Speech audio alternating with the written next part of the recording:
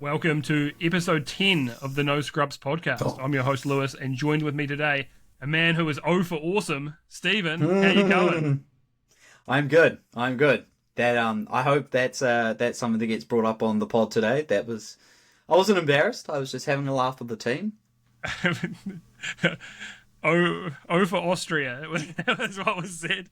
But we had a laugh about it, and then I mispronounced some words too. So it was, it was fine. It wasn't our best moments, but we had one sick boy, we had one extremely tired boy, and then we had me and Stephen just talking utter nonsense. So just that, the one brain cell, it's just like pong, just like bouncing off each other at rapid speeds. Yeah, mate, we're in the end game of pong. As soon as somebody misses that paddle, we're dead. That's actually what will happen. Competitive shit posting.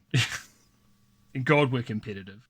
So I wanted to start off this one. I was thinking of saving these, but there's two things I love to shit on in this life, and that's Randy Pitchford and that's Ubisoft. So I was like, let's fucking front load it. So Randy Pitchford, in his infinite wisdom, got on Twitter. I'm still blocked by him, by the way, so that's always fun. And he said, someone was like, oh, please don't make your game $80, like $80 US. And the thing is, going forwards, that is just going to be a reality of games going forwards. Like, the cost of living has gone up. The cost of, always... games haven't gone up with the rate of inflation either. And, our mate DT yesterday said, it's like, yeah, but gaming used to be a niche and now it's not, but then Spider-Man cost $300 million to make. So there is like a balancing act. It's not... The reality of it is that it's very unfortunate that, we're like, oh, what the fuck, we've got to spend more money. And as a consumer, that's shit. And that means you're probably going to be a little bit more... Like, you're probably going to end up buying less games. You're going to be a little more picky with the games you buy. Right, but Randy Pitchford, when... Is it going to be $80? And he said, A, not my call. And then B, if you're a real fan, off to a great start, Randy. Great fucking start, bro. You're really winning them over right now. You'll find a way to make it happen. My local game store had Starflight for the Sega Genesis for $80 in 1991. When I was just out of high school, working minimum wage in an ice cream parlor in Pismo Beach, and I found a way to make it happen. Right? And, like, what is... If we go 80 USD, 1991 inflation, right? I'm just curious to see how much that is. That game by today would be $187.84, right?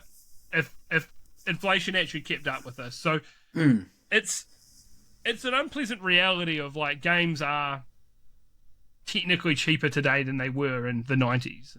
80s, right? Because you're like, they still don't feel cheap, In New Zealand, the new releases now, they're going to be about $140, NZD, and that just feels like too much for most games for me. I'd have to just really like a game to drop that kind of coin. So as much as when you break it down, there is some truth in what Randy's saying, but just if you're a real fan, you'll find a way to make it happen. You are such a slimy cunt. No wonder nobody fucking likes you, bro. It definitely comes across as being tone deaf. It's absolutely tone deaf and out of touch, eh? This man needs some PR training because he's fucking awful at this. He's so bad. Do you know what the best response to that would be? What? I'll wait for it to go on sale. Yeah. A lot of people were saying now. A lot of people were just going, I'm going to pirate it. And, look, if that's how he's made you feel, mate, that's your prerogative. That's not endorsing. Not endorsing. But we understand. But, yeah. And, I mean, after he blocked me on Twitter, my tweet years ago was just, he was just going on a Twitter tirade. And I was like, every copy of Borderlands 3 Special Edition sold comes with an abusive tweet from Randy Pitchford. And he blocked me for that. It's a pretty tame tweet. Especially, like, how much he was just going off on people for no reason. People just giving, like, feedback, and he was just like, fuck you, and I was like, oh well, Was this people dogging on Battleborn? No, this was just Borderlands 3, I think. So, but look, it is what it is. I used to be a massive Borderlands fan, but by the time 3 came out, my taste in games had changed, and I still like juvenile humor, but I think I'd matured a bit, so it just didn't hit the same for me. And because he blocked me, I was like, I'm not going to spend full price on his game. I'm like, fuck him. So I got it. And isn't the for dialogue $20 or like something. isn't the dialogue in 3 like the most insufferable? It's a lot more cringe. Like, there's cringe stuff in the first 2, but internet humor at the time was more cringe when you look back on it now, and it was actually a bit more fitting, but it just hasn't aged as well to bring that into whenever Borderlands 3 came out. So what you're saying there's is supposed to be a lot less of that in 4. so what you're saying is when 4 comes out, one of the NPCs will just be like Skibidi, and you'll be like, yes, you're with the times. The times now, old man. So apparently the game director was like, yeah, I'm not going to add this Skibidi shit in there, but we will see. I reckon it'll be in there somewhere. It's also good to not use, like, in my opinion, to use, like, pop culture or, like, hot internet memes at the time, because, like, what a way to date your game, or date aspects of it. It was cool at first, because when memes used to be such a niche thing, like, when we were in high school and we started, looking at memes and stuff, it was such a niche thing that, like, the term, I hate the term normies, but I knew that memes had gone completely mainstream when my older brother started talking to me about memes. Like, that was kind of when I knew, okay, now I do kind of understand the term normie, because my older brother is very much a normie. He's a builder. So that's when I kind of knew. It used to be like me and my nerdy internet friends being like, bro, have you seen the new Insanity Wolf? It's like... Or you would go onto a certain website, and you'd be like, oh, funny images. And then later on, it's like, oh, these are called memes. Yeah. Dude, Rage comics and stuff like that. I love Rage. I still love Rage comics. And Wojaks have kind of brought them back. Like, you see a Wojak meme and you're like, bro, this is just a Rage comic with different characters. Well, it's like that real dumb, it was like troll dad meme, where it's just like, it always ends with the dad being smug and the kid just raging. And one of them was just like, good morning, Dad. Morning, son. And he just has a box of chocolates, and he's like, chocolates? Question mark. Looks at him and says, yes, they are chocolate. I do like those, though. I remember that one we saw of, like, the cockroach, and then we found out that it was the same fucking meme format as that other one, but with cockroaches. Or was it bed Which bugs? one? Oh, it was bed bugs. Oh, it's bed bugs. It was bed bugs. But it was actually that same format with the dad. And it was just someone had made them bugs, and I didn't realise for so long, and then one day it just hit me. You guys, bed bugs when someone finally, it's like, if someone finally invented beds, and he's like, put a newspaper, like, you got to be kidding me. Like, it's so funny because you got like 3 bed bugs sitting on the couch. One's just like looking up at the ceiling, the other one's just like this, and then busting the room. It's like, they invented beds. You're joking. Yeah, he's like, puts the newspaper down, like, it's so fucking stupid, but that's like an all-timer for me, eh? That one's like, it makes me laugh so every time I see it, because it's so dumb. It's like probably one of my favourite memes is it's the pointing soy jack one, the Impossible Chicken one. Yeah. But it's of a light bulb, and someone's just like put moth wings, eyes, and antenna on the 2 people pointing. Oh yeah, I like that one. That one's good too. So yeah, that's the kind of things to expect to find in Borderlands 4. Another one from Randy Pitchford. So Devolver Digital tweet out, there's a game that I've got coming out, well, that they're publishing, called Mycopunk, and they said you're going to be able to buy Mycopunk for you and 3 of your friends for the price of 1 copy of Borderlands 4. And Randy Pitchford took this personally and said, Mycopunk is cheaper than a point of meth, probably has fewer side effects too. Because he's obviously fucking salty that Devolver's making fun of him. And then Devolver are now posting with their game just making little posters and stuff for them, saying it's like with less side effects than meth. It's like for their games, so they're leading into it. I love Devolver. Same. I think we're pretty much like we're both our favorite like publishers, Devolver and Capcom.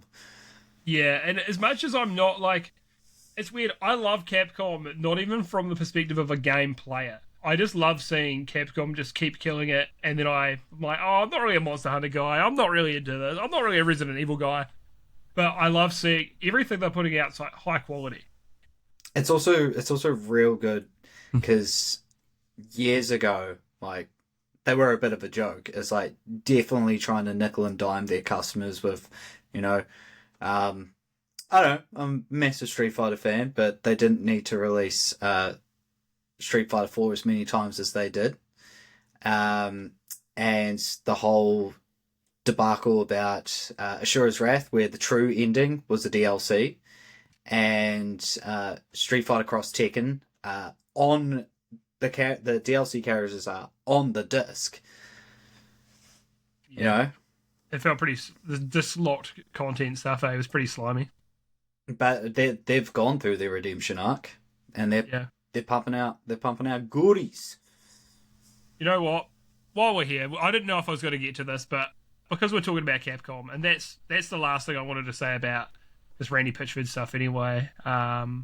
If you want to know more about Randy Pitchford and his escapades, look up Randy Pitchford USB. Don't worry, there was nothing weird found on that USB. He's not a weird dude. nothing dubious. So I just want to talk about Capcom's like top 10 best-selling franchises because I just thought it was quite interesting. So number 10 is Onimusha, which is making a comeback this year, forms? I believe. Yeah, which is really cool. We get the remaster, and they've got a brand new game set out next year. Which looks is it next year? Cool. It looks really good. Apparently there was a VR game in 2024 as well. Interesting. And that's got 8.7 million units. Marvel vs. Capcom is 9th. This is the franchise in general, so with 12 million units sold.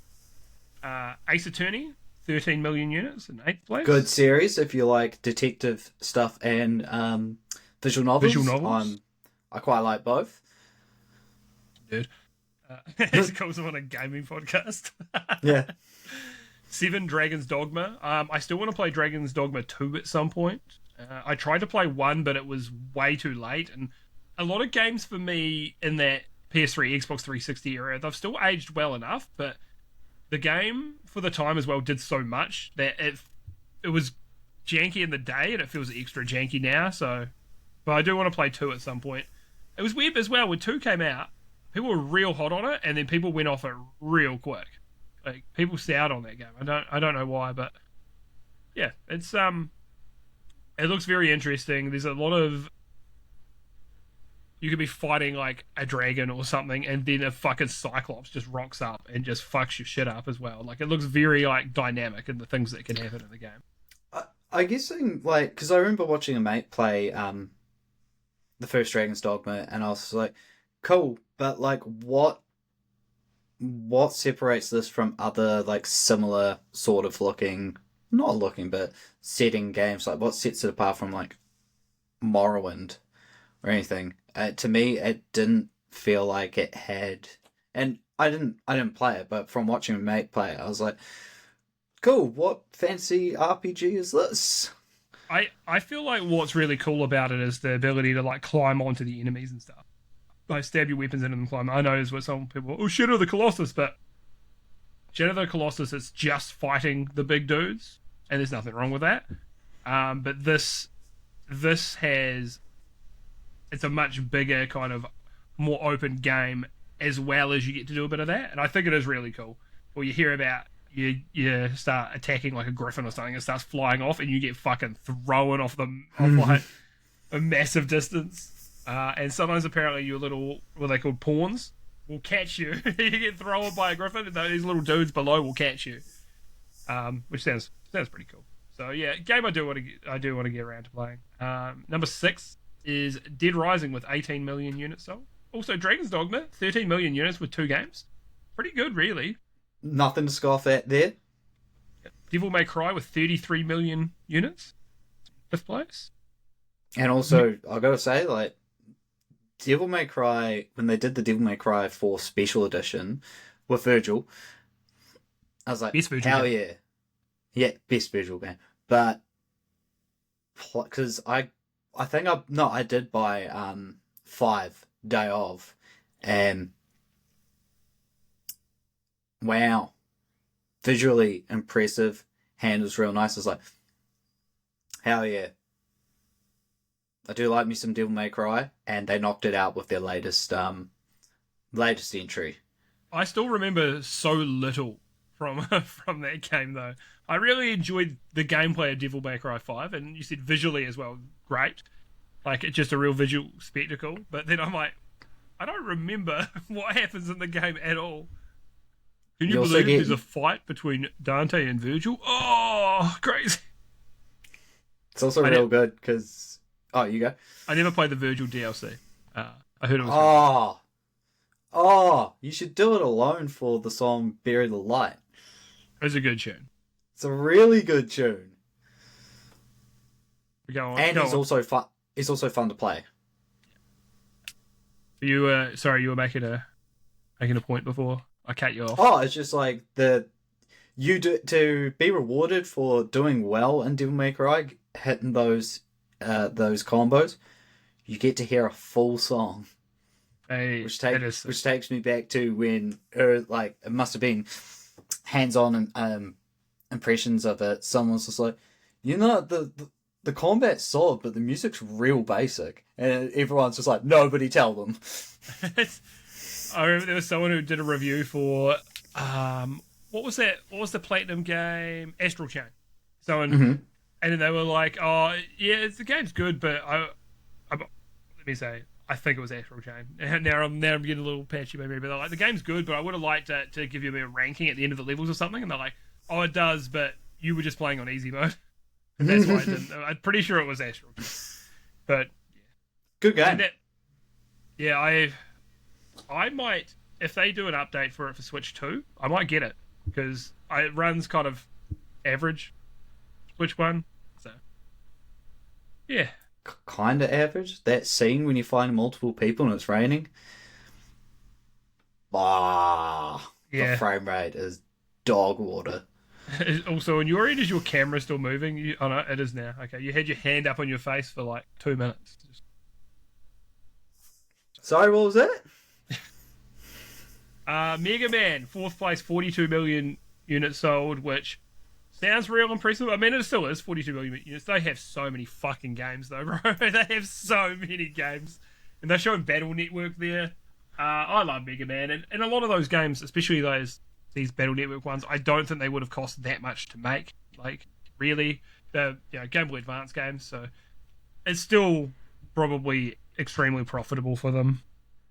And Capcom fucking being awesome and releasing legacy collections of the Mega Man series. Yeah, which is great, eh? I'm a big fan of that. Holy shit!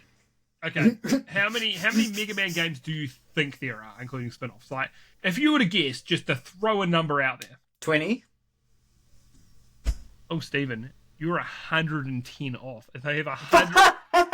Well, technically more than that. There are over 130 titles in the Mega Man series. Yeah, you got to remember. I forget that they released games for this console that I don't think it was released in the West, called Wonder Swan. Oh, I don't even know about this. Wonder Swan. What? It's Japanese, not German. Same thing to me, mate. It's all the same. Oh, there's an interesting button layout. Like 2 D-pads on the left. Like, yeah. What? Oh, random. Oh, Final Fantasy 2? 100. Well, no. It makes sense. Like, do you have when the very first Mega Man came out? It's got to be like 1980 something. Yeah, I think I read it was 1980, like late 80s. Let's see. 1987. This This one. is this is a tiny tangent. I'll try to summarize. But did you ever watch that Machinima funded web series Street Fighter Assassin's Fist? I don't think so. It was actually Street Fighter live action done really well, so well. Oh, yeah? I'd recommend it. But at the because it's set in a certain age, like in the 80s, I'm pretty sure like the last episode starts with Ken's dad got Ryu and Ken a gift, and it's a NES, and they're playing Mega Man 2. Oh, hell yeah. We love to Dang. see it. And it's cool thing about the Mega Man IP is it spreads across so many genres. Yeah, there is a heap of them, like, which is great. Like, I still love OG Mega Man and Mega Man X, but Battle Network is my shit. Is my shit, bro. I love Battle Network. When I played that, there was nothing else I'd ever played anything like it at all. That combat is so satisfying. Just the 9-tiled, you're on your 9 tiles, they're on their 9 tiles, grid-based combat, and the little chip system, which is really like a card system. I'm like, this fucking rules, man. It's deck building. Dude, it's fucking peak. Well, there was one spin-off called Mega Man Battle Network Chip Challenge. We chose different. You can choose people other than Mega Man, but the fights play out themselves. It's automated. You just have to. It's up to you to choose what chips to chuck in each round. And they even they even were the first to do auto battlers. That's crazy. Well, I don't know about that, but yeah, that was cool. Would you remember? Well, auto battling is still a thing, but it's died down a bit. You've got Team Fight Tactics, which is the League of Legends one, and you've got What was the Dota one Hearthstone called? Battlegrounds. I think it. What was the Dota one called? Because I originally was playing the mod of the Dota one, because there wasn't much else like it. Was it called like Underworlds or something? Under something? Oh, they just originally called it Dota Auto Chess. Ah. But then the auto battlers, oh, you go. Yeah, no, you go. With sort of coming back with friggin' the Bazaar. True. I've still got to actually check it out. I was following it because when Raynad was working on that so fucking long ago, but I just kind of fell off because I was waiting like 7 years for that game.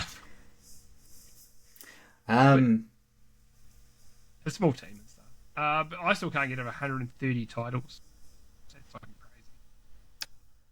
So was that number 4? Yeah, number 4. Also, with Mega Man, I think they count the titles where they're like, oh, we released this one on Game Boy Advance. We released this one on... I think that they still count as well. So, really, there's a lot of double-ups on there, too. But, look, that's fine. Street Fighter, number 3, with 56 million copies sold. And more Speaking than of half double-ups... more than half of those are Street Fighter 2. Believe it or not. Yeah. It's sold over 30 million copies because I've re-released it fucking 50 times. But... deserves it. Groundbreaking fighter. Yeah. One of the first games to have combos, and it started off accidentally. Dude, we love to see that. First female in a fighting game. We hate to Chun-Li. We hate to moving on. That is actually cool as well. And it's a cool character. Chun-Li is... well, she is the most iconic fighting game character, hands down. Like Chun-Li from Fortnite. Chun-Li's thighs from my dreams. Dude. Yeah, it's Chun-Li is a million times more iconic than Nina from Tekken. I love Tekken. I absolutely adore Tekken, but I'm like, man, and Nina's real cool, but she's no Chun-Li. Not even close. I'm gonna say something controversial. I do not care for Julia Chong. I wish they just kept Michelle. I don't care for either, to be quite honest. No, that's fair. Dirty I fucking take your desert opinion. hippies. I take your opinion, all right? It was cool that they both came back. Well, JC and Michelle came back in Tekken Tag too. It's a One good of the way best to do Tekken it. games. My God. Not from a sales point of view. Yeah, it almost tanked the franchise. That's so sad. It's crazy, yeah. Just Tekken players were like, we only want normal Tekken. And then they didn't play, like, the best one. The one that has Jinpachi in it as a playable character. Fucking love Jinpachi. That guy rules. Number 2. Monster Hunter with 108 million units sold, which a lot of that was World. Yeah. World, singular world. A singular world, wilds plural. I think it was Monster Hunter that set them on the upwards trajectory. Yeah, Monster Hunter World was so big. This was also the game that blew up on PC. And then Capcom was like, man, we got to be doing more of this PC shit. Now they're selling more. They're doing bigger sales on PC than anywhere else now, which is super interesting. It's almost like people are like, we like these IPs, but we don't want to buy a console just for said IP. Yeah, PC gaming's blowing up with younger people as well now, which is interesting. They don't want to have a console; they want to have one thing that does a bunch of things. So. Sega and Atlas took note with some Persona games doing gangbusters on PC. The Yakuza series killing it on PC. Yeah. And another franchise killing it on PC. Resident Evil with 176 million units sold. That's fucking crazy that it has nearly 70 million units over the next biggest franchise. Like, Resident Evil is massive. Yeah. So, yeah. I know this ended up being a bit of a tangent, because I was originally thinking if we had time, but I just wanted to... We do give Capcom a lot of love on here, but I do just want to go, look, I heard these numbers the other day, and I was like, man, that's fucking awesome. I just hope Capcom keep killing it, because they're just putting out good stuff. And their PC ports, I know there were some issues with Dragon's Dogma 2, the port, but generally their PC ports are pretty good. And for a company that hasn't really been that invested in PC for that long, like they are now, but I'm still being impressed by how their games generally run and look on PC. Street Fighter 6 is great on PC. Yeah, it's awesome. That's where I played it. So, yeah. I used to play 5 on PC as well, but This man's dabbled. So now, like I said, the first things were Randy Pitchford and Ubisoft. So, I saw you could now buy Ubisoft games on the Xbox app on PC. And my response to that is, who the fuck cares? Who the fuck is buying games on the Xbox app anyway on PC? Yeah. Like, it's... If I'm going to buy a game on PC, I'm going to buy it on Steam. I think there is an appeal in a way if you are like a big Xbox gamer and an occasional PC gamer. I feel like if it was that way around, then I feel like it would make sense if you were like, oh, I'll buy it on the Xbox store because I might want to play it on console, or I might want to play it on PC at some stage. So you do get it in both places, which I think's cool, but every PC gamer is just going to be, I'm just going to buy it on Steam. As long as it's on Steam. Ubisoft games, for a while, were on their own launcher, but now they're all just coming back to Steam because they realise they sell way more units just being on Steam. Yeah, you lose 30% the money to put instead, to Valve, but you're going to sell way more units, so you're going to make more money. And basically, you get the endorphins of getting trophies. Like, I know Xbox / Game Pass has like achievements. I was like, I don't fucking care. I don't care. I'm gonna play this game till it runs out, till it's gone from Game Pass. I have no intention of like being a completionist on it. I think as well, like, for a long time I liked the gamer score system. I thought it was cool, but then when you get a platinum trophy, you're like, this is way better. Because I don't care, it's like, oh, that's a gold trophy. I don't give a fuck about, on PlayStation, oh, it's bronze, silver, gold, whatever. I only care about platinum. I'm like, oh, that's cool. And I usually won't go for them. unless I'm playing a game and I'm like, oh, dude, I only need like 3 more trophies. Fuck it, let's do it. So I've got 10 or 11 platinums, nothing crazy. But Xbox needs to up their game because they need to have an equivalent to a platinum trophy, and maybe that would be a way to get people to buy them actually in their ecosystem, even for PC as well. To be like, oh, I actually really want to get whatever they call it. If I want to get the big X, I don't fucking know what do you call it, but yeah. So go on.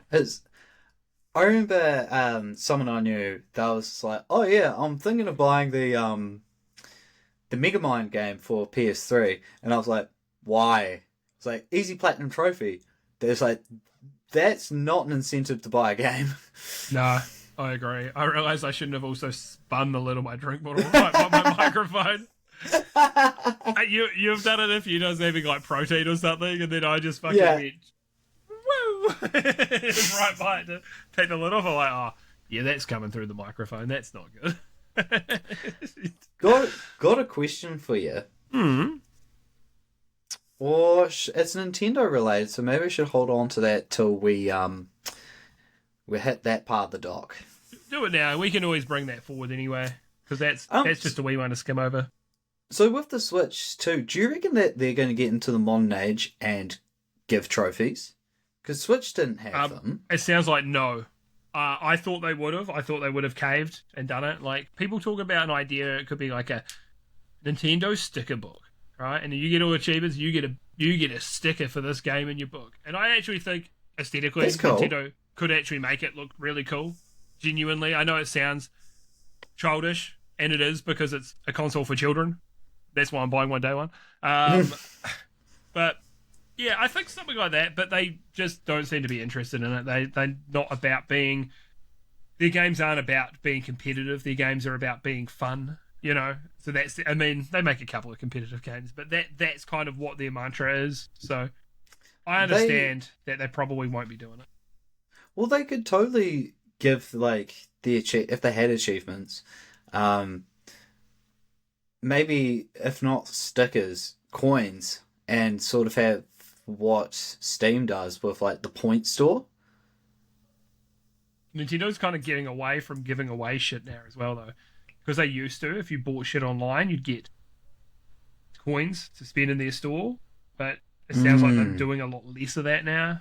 I mean, on the same subject of that, PlayStation Stars. So Sony did their kind of loyalty thing, and then they're shutting that down already. So yeah, damn. I don't know, man. Everyone's getting rid of it. Microsoft gimped their fucking point system. Used to be able to farm more points, and then they gimped that as well. So these places don't care about doing loyalty schemes, really. I don't know. I feel like they're just like, we've looked at the data, and overall we've actually made less money because of it. Let's not do it anymore. These people are going to spend money anyway. I think's probably the mentality. Sony's like, I know how we can fix this. We'll bring back PlayStation Homes. I know how we'll fix it. We'll bring back Knack 3.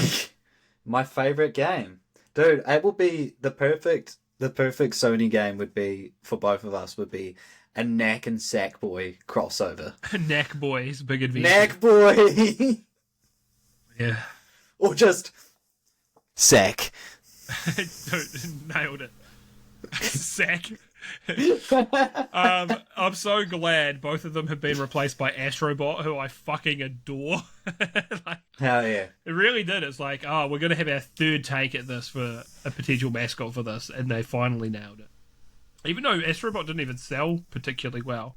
I was talking to Alex about it as well when we were at the warehouse just looking at games. I'm like, man, Astrobot's still $120, and I was like, you know what? Fucking worth. I love that game. And I mean, it was cool that with the PlayStation you got Astrobot Playroom. Yeah, Astro's Playroom was really good, and did that sort of make you want to buy Astrobot when it came out? No, so I ended up playing Astro's Playroom, and I wasn't really in the mood for it at the time, so I put it down and didn't go back to it. And then I saw Astrobot was getting insane reviews. I remember the games that came out at the time. It was Black Myth Wukong. It was Astrobot and Space Marine 2. And I knew I was like, man, I'm going to be getting Black Myth Wukong or Space Marine 2. I'm going to be getting one of these. And then the Astrobot reviews were like insane. I just kept seeing good things. And I'm like, fucking, I'm going to buy Astrobot. Turns out that was the only one of those 3 games I ended up buying. And I don't regret the decision at all. It's such an outstanding game. And it's one of the only games where I was like, oh man, they're actually using like the DualSense controller to its full limits. Like, it's actually, the haptics feel amazing in the game. I've never been like that. People are like, oh yeah, gotta have rumble. I don't really care that much about rumble on a controller. Like, I'd rather play keyboard and mouse, which has none. So I'm not a big rumble guy. I don't really care, but an Astrobot, it's amazing. It genuinely makes it a better experience. And then I went back and played Playroom. Loved it. Just on the topic of rumble, I remember with having a PlayStation back in the day, playing it, I was like my mum was like, hey, do you want to have a crack? And as soon as it started vibrating, she's like, Jason! Nearly drops it. And it's like, what is it doing? It's like, it's vibrating. Why is it doing that? It's like, it's cool. Dude, I would actually like, though, a really small rumble on, like, playing something like Gears of War, and you do an active reload, and just a real small, like, buzz, like, just in your right finger, you know? Just, like, on the bumper. Just a little... Oh, yeah. Like, that kind of feedback, I feel like would be awesome. But you do get the audio stuff, you do it, you active reload, Marcus Phoenix is like, nice! You're like, oh, hell yeah, brother. Let's fucking go. Man, I'm so chuffed, though, that they're doing another remaster of Gears 1. I'd love a 2 and 3, but I'm looking forward to just having an excuse to play Gears 1 again. I love that game. Will the remake have the Horde modes? No, because that wasn't around until 2. Dang, because I remember, apart from watching like Hamish play it, I remember playing one of the games that had the Horde mode in it, and it was at the time, I was like, I'm not really a first-person shooter dude, but this is fun. That's fine, because that's in third person. Yeah, that's what I said. Yeah, sure. We'll go with that. We'll watch the tape back, and then I'll be proven wrong. Fuck, I swear I heard first. I swear to God. Yeah, I think it was probably Gears 3, because we used to play the fuck out of that. Me, Hamish, and Adam Dickey, and Peter, and dude, those were the days. So, some very big news in Tekken happening right now. Harada's really trying to make a Waffle House map happen. He's really trying to do it, and they have not responded to him. And it sounds like people are like, well, why would a Waffle House respond? Because there's, they don't want to be known for violence. That's all they're fucking known for. They should lean into it, I think. Not in terms of in real life, but into letting them have it as a map. So I think that the thing is, he's been wanting to do this for quite some time now. Yeah. Someone suggested it to him, and he's like, this does sound interesting. And then, yeah. Well, if it does happen, that means Street Fighter's going to have to release a Denny's stage. Oh, dude, and they'll have to have a band playing in the background, a metal band. What the fuck is up, Denny's? Top 10 fights at Denny's. Dude, I love that. What the fuck is up, Denny's? That rules, eh? That's so good. That's such an iconic video. Oh, I love the story behind that as well. And Denny's was closing down, and they're like, can we play a gig here? And they're like, yep. So they just did. That's awesome. Love that shit. So hopefully that'll happen, but we'll see. I'll move this one down a little bit. I want to talk to you about forced ray tracing in games now. So this is something that is happening more and more. Oh, we actually skipped over the Nintendo one. We'll get back to that. Fuck you. Yeah, we'll circle back. We'll circle back.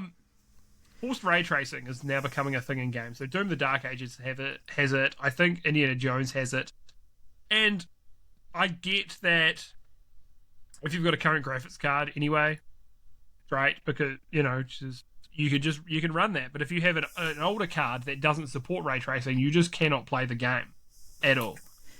And I know that it's like, well, we're going to do better lighting using fewer resources to do it. Like, historically, ray tracing was using way more resources, but now they've figured out with this baked-in stuff to use less. But, I don't know, man, like, the GTX 1080 Ti is still an ass kicker of a card, but it's now just being, no, you can't play these games because they've baked ray tracing in. So it doesn't affect me, but I'm kind of like, oh man, that kind of sucks. And I know as well, some people were like, bro, that card came out so long ago. You know, get a new card. But there's so many people out there. It was 2017, mate. So it's only 8 years old. It's just a spring chicken. But there's so many people out there still gaming 1080p or gaming on a budget and stuff that have got these cards from years ago that it just keeps them out of it. I would prefer ray tracing to be an optional thing still. What do you think? Yeah. No, I'm as someone who's my aging PC is losing its grunt. So my computer won't be able to ray trace Doom, and it's just like it's cool for people who's like rigs and stuff can handle it, but it's like kind of sucky that people who, you know, for whatever reasons don't have like latest card or anything, or it's not in the budget, but they still want to continue playing, like supporting PC gaming. They get Randy Pitchford will just tell you that you're poor and to save up money to buy a better graphics card, but hey, we're not going to do fucking that. ice cream parlor. Yeah, well, if you were a real fan, mate, if you're a true fan, you'd save up and you'd buy the fucking 5090, all right? More already saving. More already saving. So, I hope we see less of that, but more optional ray tracing if you really want it, right? Yeah. So Kingdom Hearts, they released some screenshots of Kingdom Hearts 4, and it looks kind of cool, man. I'm not gonna lie. I've left the life of Kingdom Hearts behind me. Kingdom Hearts 3 completely killed Kingdom Hearts for me as a franchise. I was like, I'm fucking done with this shit. Kingdom Hearts 3, you can suck my left nut. You're a fucking average game. They got rid of all the shit I liked in it. Oh, you only play it for the Disney stuff, right? No, I don't care for the Disney shit at all. I play for the weird and Final Fantasy shit. And they got rid of all of that, except in the DLC. But I was so burnt out from it, from the base game. I was like, I ain't playing this shit. I mean, I want to say, it's not an awful game. I think it's just, we waited so long for it. Expectations were relatively high, and then it just didn't. My expectations weren't unrealistic, but they just didn't hit them. Because Kingdom Hearts 2 was a PS2 game, right? Well, 1 and 2 were, right? So it was a long time to get a mainline Kingdom Hearts game. And we got, you know, Birth by Sleep, which I absolutely adored. What an exceptional PSP game. Dream Drop, I couldn't get into it. I think I borrowed it off you for a little bit back in the day, but I could see I was like, there's good stuff here, right? I didn't like it's like, oh, you've had your Sora, it's time for your daily ball flattening, and then it would sub you out from Rico and make you play Sora again at random times. Like, it's just like, let me choose when I'm doing these levels and using these characters. Don't just drop me out and drop me into someone else. So I found Kingdom Hearts 3 to be quite underwhelming.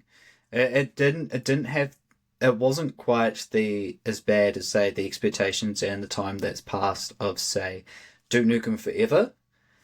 But I remember playing Dream Drop Distance, and the new mechanic was being able to dive off the walls, like bounce off. I was like, this is a cool mechanic. And in 3, you have so many different mechanics. You've got the wall riding, you can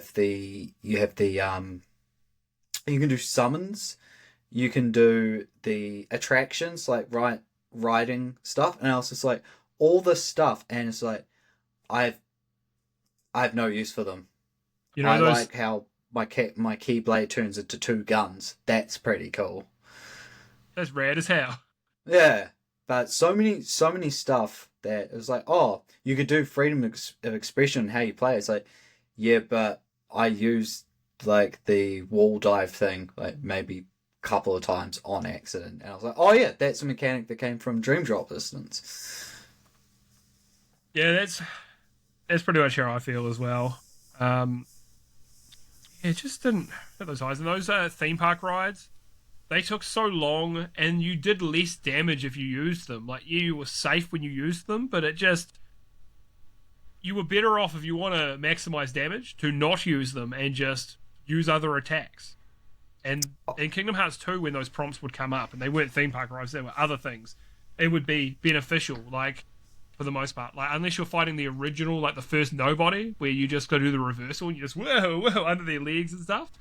But every other one was like, oh, you're like, there was one that went like parry timing with the biggest like Nobodies that would have like a big wind up attack, hit you with like a big hammer, and if you timed it right, you'd essentially like do a special attack, and you'd, I can't remember if you like rode on them around and fucked them up, or you took their weapon or something like that, but it was like, it would reward you for the timing. And these things kind of took these amusement park rides took the place of those, but then made the gameplay worse. So, one thing I picked up straight away is I hated the carousel summon, because it was like, oh, press the X button as this like light hits the outer rim of the carousel, and there's a rhythm to it, and it's like, that's real neat, but I can't focus on that when there's so many fucking things happening on at the screen at once. Very busy game, eh? The second one is like, I was like, something doesn't really seem right, and then my mate just said, it's like, that's what I was feeling. Most of the new worlds just feel like advertisements for the movies. Yeah, they didn't stray enough from, like, didn't tell their own stories. They just told the story of, like, what happens in the movie. Like Rapunzel, it was basically a retelling of the game. Oh, it was Tangled, mate? Yeah, oh, sorry, my bad. I don't watch Disney movies anymore, so I'll I've take your... your... I've never seen it, but I've I've heard Tangled's actually really good. I've never seen it. I've actually seen Tangled. I have, yeah. Is it good? Oh, yeah, from what I remember. It was years ago. Yeah, look at this fucking get outed idiot. I've watched Probably Frozen because I had an ex-girlfriend that made me watch it, and it was okay. Didn't love it, didn't hate it. I was like, this is fine. Whatever. That's the same reason I watched Tangled. Why do we let women do this to us, mate? What are these women doing? Making us watch Disney? Ooh. We recommend. It's like, oh, I want to chuck on this mean Dragon Ball Z fight. I want to chuck on Goku going Super Saiyan 4 and GT for the first time. It's like, that's like that's for children. That's like cartoons. Like, the Disney movies you'll show me are literally for children. What are you on about? Yeah, I tell you what, bro. Tangled didn't go as hard as Goku going Super Saiyan 3 for the first time. You fucking dumb bitch. Yeah.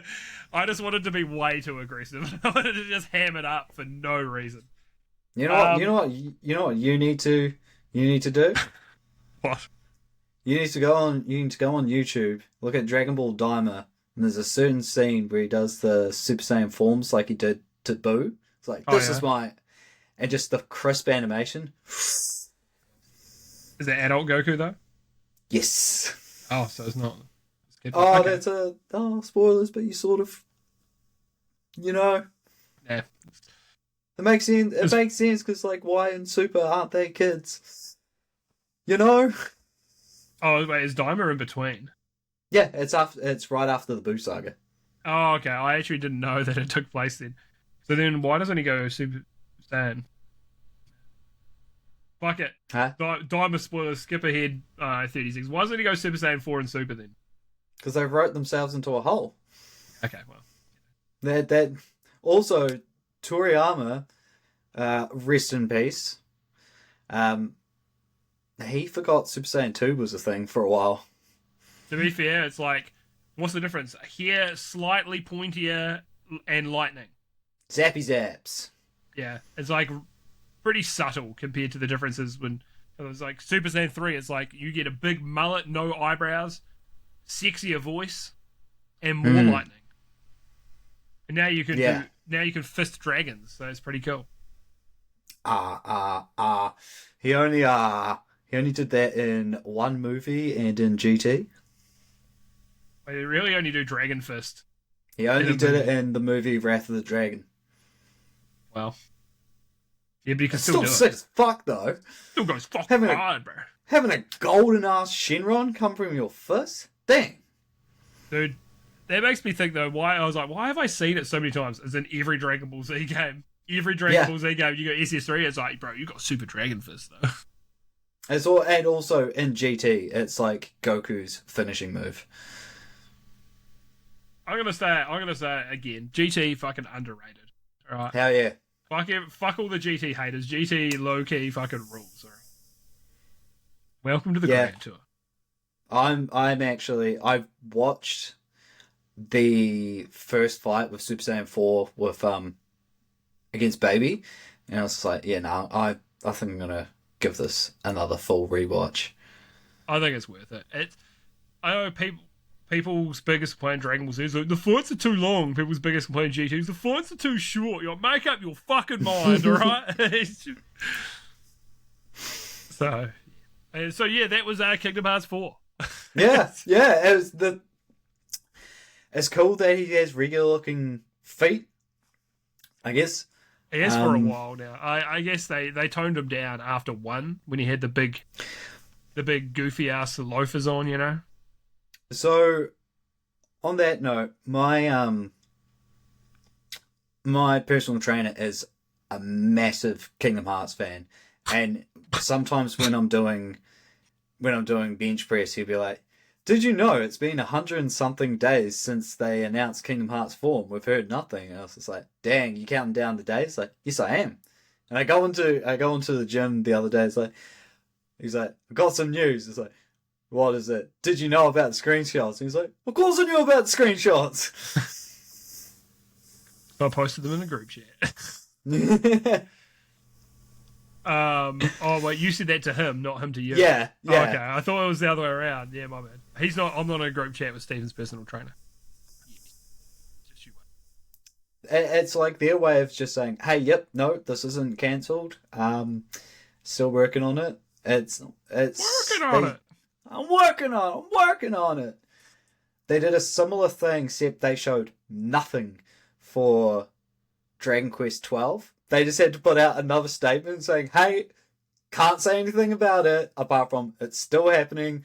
Thank you for your continued patience." I like the screenshot approach because it's like, look, you're seeing a tiny little glimpse of the game. You can see that it's being worked on. You're like, oh shit, I am still probably not going to buy it day one, but I'm significantly more interested in seeing that now than just seeing a CG trailer. Like we did like what, probably 3 years ago. I don't know how long ago it was now, but it feels like 3 years. Similar thing happened when the latest King of Fighters came out. I'm pretty sure it was like they showed just the KOF logo and it's just like said in development or it's being worked on. Everyone's like, cool. I don't know if if that announcement was before or just after COVID, and it's just radio silence for a bit, and they'll be like, we're still working on it, and then they released a trailer, and they're like, yeah, sorry, our scheduling got totally fucked by COVID. Sorry about that, guys. Yeah, timelines have been whack, to be honest. Like, especially now, games will take, on average, like a AAA game is like 5 to 6 years now to develop. And then COVID fucked up so much of that, and remote work and all sorts of shit. So, yeah, a lot of timelines got pushed out. It's just understandable. Plus, I reckon it's better. I'm alright with, if they just have like a splash image of like the logo or something. Like, never really like CG trailers. Be way better than them just being like, hey, here's what our game looks like in development. And unless it's like a stable build, I'd be like, oh yeah, that's cool. But if I just see like unfinished like assets and stuff, and it's be like, no, keep it to yourself. Yeah, keep it to yourself. So. Don't show it until you're ready to show it. 100%. Xbox has had a problem with they've kept showing games too early, like so Fable and stuff as well, and they're just showing them a little too early. But Fable was one of the only games where I saw a CG trailer and I was like, dude, I'm actually hyped for this. fuck, but they had the vibe right, and I didn't expect them to get that Fable vibe correct anymore because it's a different team. It's been so long. It's the guys who make fucking Forza Horizons are making. That's wild. But they're so fucking good at making Forza Horizons games. I'm like, you know what? I think they could do it. I think Playground Games have got the chops, bro. They've got in their own engine as well. They've got like dynamic weather, which hopefully they also have for Fable. I'm like, dude, I think this game's got to be awesome. I know maybe I'm a little delusional from, people are like, no, they showed gameplay, bro. There's like 3 seconds of gameplay in their trailer. Don't fucking count that. Don't. If they're only showing you 3 seconds, they're not confident in what's there yet. But the vibe was perfect. The vibe was immaculate. They had Richard Ayoade in it, Moss from the IT crowd. That trailer is exceptional for a CG trailer. So. What is that game that was announced years ago and they haven't released? Beyond Good and Evil 2. Oh, yeah. I reckon it's getting shelved. You know who's doing that? You know who's doing that, Stephen? You know who's doing that? Homestead of. Fucking Ubisoft. Wow. That was just me being a hater there. I do hope the game comes out, and fuck, I hope it's good as well. So, I'm not going to play it, but the other so, did you ever hear of that Capcom game that was meant to come out for either PS4 or maybe a PS5 launch title? Don't quote me on that. It was called like Deep Down. Like they showed gameplay of it. Yeah, that Capcom game, yeah, man. And people played demos of it and said this game's pretty good, and then Capcom just completely got rid of it. That was it. They were seemingly one of the first to start trying to do their own Souls-likes as well. Like and now it's 2013. Yeah. So they were like, it felt like they were really trying to do like, oh, we want to have a crack at doing a Souls like, oh, there's a gameplay video and it's got a mimic in it. I know that From Software's not the only ones to do mimics, but it feels like they started making them popular again. Wouldn't it be funny? That looks awesome, bro. I see these screenshots. I'm like, this game looks fucking great. It's such a shame. Wouldn't it be funny if like they were not too far in development, and then like one of the executives like, we're gonna like silently axe this game. It's like, why? It's like Dark Souls is way too hard. No other game's gonna try to make a game like that. So and now it's half the fucking industry. Not quite. It's spun off its own genre, which is awesome. Yeah, it's awesome for me. It's great seeing though that other games are being inspired as well by it though. Like without Dark Souls, we wouldn't have got some of like Expedition 33. Just in terms of them. I know they're not the only ones to do the kind of the parries and so on, and what would you call it? Active turn-based, we'll call it. But the whole thing with that, the game director being a Sekiro speedrunner and stuff like that. Like he was massively inspired by Souls games, and yeah, it's just and he's people found on his YouTube channel, and he had these no hit runs of Devil May Cry and stuff like that. Like so, this guy's fucking hardcore. Was FromSoft like with their Souls game? Were they the first, or were they pioneers of the whole thing of if you die, you can go back to where you died to grab your loot? I don't know if they're the first, but they definitely popularized it at least in like the modern-ish era, because it's a while ago now. But yeah. Like the drummer from Slayer with the double kick. Oh, exactly. Yeah, shout out to Dave Lombardo. Yeah, shout out Dave Lombardo. Yeah, what a guy. He didn't invent the double kick, but he fucking popularized it. Yeah, absolutely. People are like, bro, what if we added another pedal and I just tapped him real fast, and you hear that, you're like, ooh, that goes hard. It was like, yeah, but that times like 2 pedals. Metal drummers for years, like, oh yeah, that's the shit right there. That's that good. That good. Dude, I don't know, man, but everyone like these days, Slayer I feel is like the most hated metal band now. Everyone shits on Kerry King everywhere I look, nobody's saying anything nice about Kerry King. I'm like, oh man, I just still don't think Slayer's that bad, man. I enjoyed some Slayer, but I don't listen to them now. I mean, I've got some Slayer songs and like an album, two albums I really enjoy. But I feel like Slayer might not be your thing, but you'll find that most heavy metal a fair amount of heavy metal or death metal bands you listen to, is like you look up their inspirations. It's like Slayer. It's like makes sense. System of a Down literally named themselves starting with S because they wanted their albums to be close to Slayer on like the CD stores. Really? That's why they wanted a name that started with S. That is awesome. Yeah, so they're massively influential. So, man, I just think they're getting too much hate these days. And I wonder if it's one of these things of it's become popular. And maybe Kerry King isn't the most technical guitarist, but it was 80s thrash, man. It wasn't about being super technical for the most part. It was about playing fast. Then maybe it's just a fair bit of like a bunch of new heads are just being like, because they're spoiled, because with the music that's out here being like how good it is and shit, they just look at Bald Man and Tribals and be like, oh, boomer metal. Just like new eyes scrutinizing old music. Kerry King does look like he's trying too hard to be cool, though. he does. Get rid of the tribals. Every person out there who has a tribal tattoo, get rid of it. Look, I agree. Anyone also with a tattoo about a genre that may or may exist on their leg as well, they should get rid of it. Who could have talking about?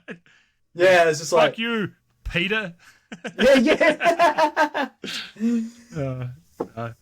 Yeah, so anyway, from Kingdom Hearts 4 screenshots to tribal tattoos, this is a tangent and a half. It was good shit, bro. I love this shit. Stellar Blade's getting a PC port. Will there be degeneracy, Stephen? What do you think? Yep. How many hours will it be until we get to see Gash? It'll probably be one of the first mods, honestly. It's either Gash or Dummy Thick mods in record time. Oh, yeah. They'll have the pyrocynical... They'll make the character real fat, but with like an ass that takes up half the screen. Yeah. They'll give him the Atelier Riser thighs in like record time. Yeah, but you know, as we know, it will sell. That will cause it to sell. So, I played the demo Stellar Bade. Yep. Stellar Bay. That's what I call Eve. She's my Stellar Bay. I'm so lonely. That's the main character, Stephen. Come on now. Keep up. I played the demo and I liked it. But I didn't like it enough to be like, I'm going to buy this. So I was waiting for it to go on sale. So eventually it will go on a good sale on Steam. And I'll probably pick it up. Because the combat is good. I thought the story was fucking nonsense from what I saw of it. But, you know, I'm so particular on story. Like, I don't need a good story, so that's fine. But I feel like 80% of the games I play, the story, I'm like, I don't give a fuck. It's just... You can also definitely sniff out, like, a subpar story. Yeah. And, well, you get a lot of these anime-like games. Well, no, it's not anime, it's actually Korean, but you know what I mean. There is, like, a style of storytelling that they do in a lot of these games from Asia. A lot of the... It's called wankery. Yeah. They're a little too pretentious. They're a little too convoluted. And I just don't think they need to be. They just like to do that. And I think that there are ways you could do it well, but I mean, I think Expedition 33 was... There is a little... I don't mean this in a bad way, saying pretentious, but there is a little bit of pretentiousness to it in what I think is a good way, and it's very artistic and so on, but then it's pretty to the point. Fine art, if you will. Whoa! Oh, that's the name of the game for the French translation. Wouldn't have known that unless you told me. Yeah. Hey, big brain, mate. Do you know why? I googled that because I was like, oh, there's enemies in this game called Clear Obscure. What does that mean? Oh, okay, that makes sense. So I thought, I was like, they didn't name it after these fucking enemies, did they? No, they didn't. It was there all along. It made sense.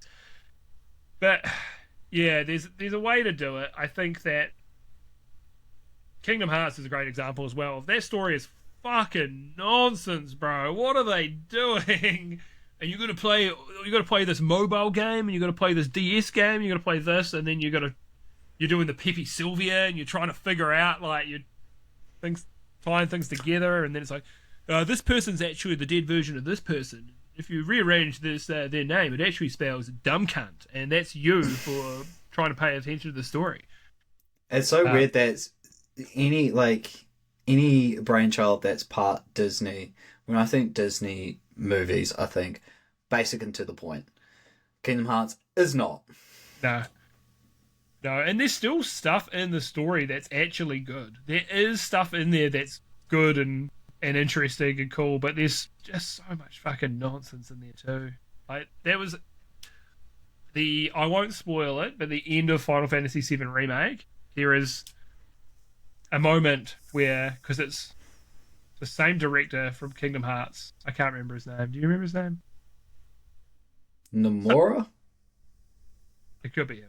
Something Japanese, mate. I don't know. I've only done it for 800 days on Duolingo and still speak fucking none of it. Nomura? That sounds right, but look, I don't know. We could Google it.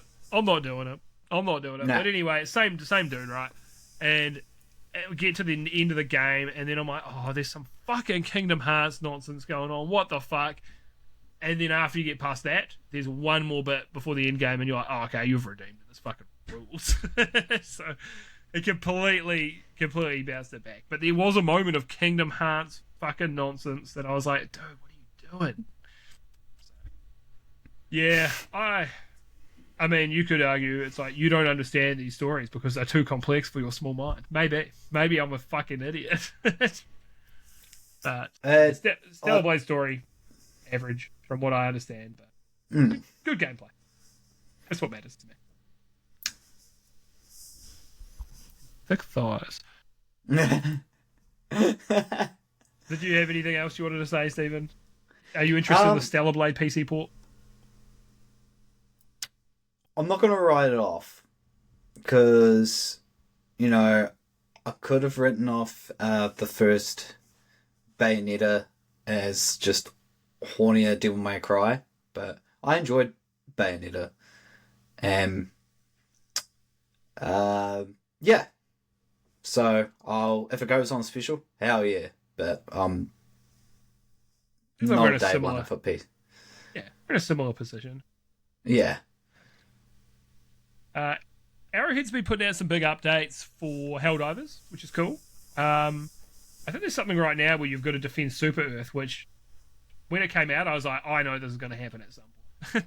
They've got it on there. I was like, yeah, it's going to happen, which is really cool. But Arrowhead's also working on another game, they're self-publishing. So Sony, the rumor, which has been, it's been pretty much said by them that Sony was trying to buy them, and they were just like, nah, we ain't for sale. They still are like, we're still open to work with Sony, but we want to do our own shit as well. So yeah, so they're working on a new game. Don't know what it is. It makes it sound like it's not Helldivers because they've, just the way that it's from what they've said, something else. So I'm very interested in seeing what they're doing. What they do next, but my dog's just itching himself, and he's looking like a fucking idiot. I couldn't get over it. He just looked at me and stopped. His like, mouth open and his paw behind his hand with his mouth open, just going. What are you up to, bro? You're so weird. He literally was like, "Sorry, master, I thought I was alone." I don't know, completely derailed me. Yeah, but I hope that the next game they don't use it on an engine that is already unsupported. Because I love Helldivers, I really do, and some of the jank in it is actually hilarious, and I do quite enjoy it. But I feel like they could make a more polished product on an engine that isn't just outdated and lacking support, because everything they essentially had to build all their own tools and stuff for it by a certain point. But still, great game. There's so many moments in that game that I have not experienced in anything else. There's so many, like, and even like blowing yourself up with a nuke or just stupid shit like that, or just ragdolling across the map, and blowing Shooting up a Bile those... Titan with like nailing them like with a missile strike, and just you see the nuke or the 500 kg bomb like land in them and blow them up. You're like, dude, that fucking rules. And your favourite, Stephen, as you were propelling yourself by shooting those farting teddy-looking plants. Yeah. There was something happening. I had a clip of something, and I had some shenanigans going on, and then in the background you just see Stephen shoot these little. They make a kind of a fart noise, and they explode when you shoot them, and they look like boobs. And you see Stephen just blasting himself across like the map in the background as I'm doing some fucking heroic shit. It was such a good clip because I didn't even notice you in the background the first time doing that. Brilliant. So I'm interested to see what they do. I do hope that it is probably some 4-player co-op of sorts, but we'll see. Let them cook. I think they're a great dev with a lot of potential. So definitely. I don't think it would be anything Helldivers really, because like they're still getting so much mileage out of that game, and it's not even an old game. No, not at all. So I don't think it will be, but we'll have to see. And I hope it's a success. Or if it's not, I know they probably won't die. They'll probably be like, Sony, please give us a bag. We will make a new Helldivers, and then they'll probably end up doing that. So I think they do have a safety net. Worst case scenario.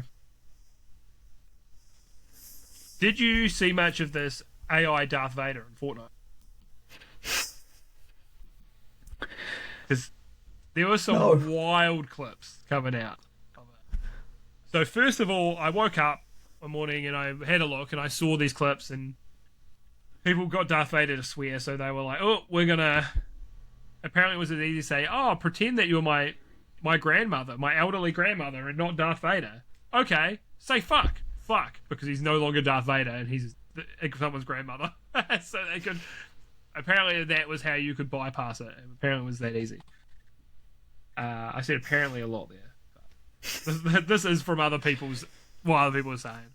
Many people are saying this.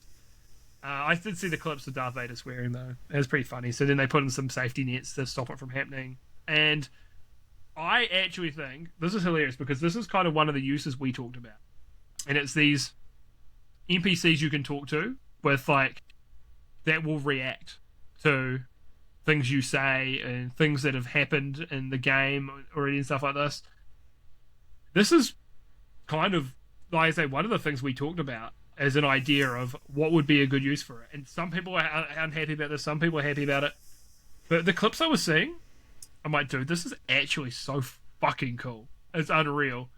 Like, and he's in character the whole time, and you're like, oh, Darth Vader, what do you think of Yoda? And he's like, I'll kick that little bitch in the dick. Like, it was really cool, I thought. And then, now you've got SAG-AFTRA. I think I spelled that wrong. I think on there, but they are trying to sue Epic Games, or as I wrote, Epic Game. Epic Game. Because they're using James Earl Jones's voice, but he had sold the rights to his voice. Him and his family had sold it to Disney, and it's a little bit weird. Like, Bruce Willis has sold his voice and likeness and stuff, so Bruce Willis is going to pass away, and then 5 years later we're going to get Bruce Willis as the main character in an action movie. It's going to be a bit weird. I don't know how I feel about it. I'm not... Die harder. Yeah, I don't love it, but these people are getting a bag for it, so, and their families are being looked after. But in terms of like an iconic character like Darth Vader, I think it's really cool for people to be able to interact with them.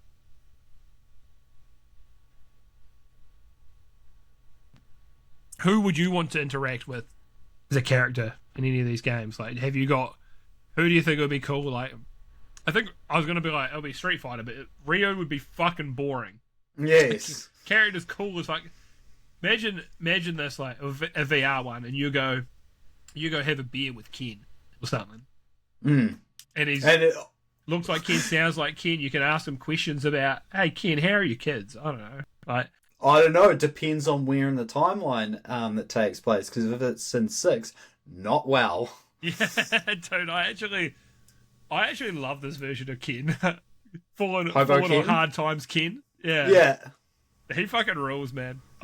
This whole thing and his scruffiness is a vibe. Because, yeah, what his original thing was just like, oh, I'm from a really wealthy family, and I'm basically the opposite of Ryu. It's like, I have long hair, I have a flashy gi, and I'm better to look at when I fight. And now it's just like, I'm poor and grizzled. I can't see my kid because I've been framed. But I try not to let that get me down. Yeah, because Ryu's like, I like Ryu. Ryu's a cool character, but he's also very like, I'm very disciplined and train martial arts all day. You're like, oh, okay, cool. Well, there's a cool little interaction in 6 where Ryu's just like, he dispels a common belief. He's just like, this gi isn't my only clothes. He's like, I actually have like regular clothes. Chun-Li, I went shopping with Chun-Li one time in town. He's like, I just like wearing my gi because it's easy. I train a lot. They're basically saying it's just like, I'm not a hobo. I do have ugly clothes. It's just I train a lot. Also, Ryu did get cooler when he grew out a beard. To be honest. And that was all foreshadowed because of that that DLC costume in 5, which people called sexy Hot Ryu. Now we're talking. Her AI character, it would be Mega Man from Battle Network 3 with, because in 3 you had this thing, you had to put in different, to up certain attacks and stuff, you had like certain tiles that couldn't, it was like Tetris, certain tiles couldn't be touching other ones, but one of the tiles has to be like going through the command line. If you press select, Mega Man will remind you of your objective, but if you put in this certain tile or these blocks in it, he just says puns. So I want that Mega Man. Damn. As AI. That's very specific, but hey. Super specific. Hey, that works. I'd probably have Solier from Dark Souls 1, and I'd go have a fucking go have some Estus soup with him, mate. Go over nice Estus and just hang out by a bonfire and just go praise some mean sons. Yeah, he just seems like a nice guy, you know? He was there for me when no one else was, alright? You wouldn't understand. He's right behind you. Here he is. You'd be praising. That's my fucking dude. Yeah, I think we're going to see more of it. It's going to happen, and just have to accept that this is going to be a thing going forwards, whether people like it or not. To be honest, it's just or alternatively, Virgil, but he's just like, stop jacking off, stay motivated. Hey, that works too. Bungie people found there was stolen art in the Marathon closed alpha. This is apparently like, I was just looking at accounts of it. Apparently, the 4th time Bungie's used stolen art and something. When will they learn? Well, they've said the person no longer works for Bungie even before this, right? So it's something that they have been aware of people doing, but I don't know, man. Like, I know that this seems like a real seems like a real stupid thing, but I really think that an AI that you could put art into and be like, just, is this plagiarized? You know? And not using it for other things. Bungie's also very anti-AI, which is funny because people are like, oh, you're anti-AI, but you've gone back to good old-fashioned stealing. I know it's not Bungie as a company. It is an employee who no longer works there that has done it. So not trying to Bungie is not. It's not just them as a company trying to get away with it. They didn't know this person had done this. But, I mean, that's the entire premise of fucking the start of Silicon Valley, right? Is that he's making, though it's for music, you put your song into this algorithm, and then this will tell you if you're plagiarizing someone else's song, right? And that show came out, the start of that show was like 10 years ago or something, right? But kind of need that for art in a way to be like, is this plagiarized? And then these companies just let them, like, I know as well, no matter what happens, it's like, this is going to be, people are going to get ripped off and feel, with AI, it's like, no, but you're giving your art to this thing and it's going to use it. But man, I don't know what else you do. How do you need someone who's seen every piece of art on Twitter to then look at the arts of the game, And this isn't to excuse the company. It's like, you probably need to do something. If this happened to you fucking 4 times, but this doesn't happen to every other company, there's something wrong in your systems, or you're hiring the wrong people, or maybe your people are under too much pressure and stealing because there's too much pressure on their shoulders. I don't know. I've got no fucking idea. But just like when people steal food or money to support themselves or their family, at the end of the day, they're just like, what other options do I have? Yeah, it could not be a fair comparison. Desperation in a way, possibly. It's hard to know. It really is. Like, I don't like giving corporations benefit of the doubt, but slack. Yeah, I go pretty hard on Ubisoft. I try to be hard on everyone in a way. I think that you have to be critical, especially of things that you enjoy. I think you have to be critical. But we got to stop seeing this, man, because this game Marathon is now people are calling it Concord 2. People think it's gonna do real poorly because the talk around it is so fucking bad now because of the stolen art, especially. Who knows how much weight what Twitter Warriors actually how much weight it actually holds. They thought it was going to be a cakewalk with this game. Turns out it might end up being a firewalk. A firewalk. Hey, I get it. Well done, Stephen. Well done. A firewalk. Yep. Firewalk.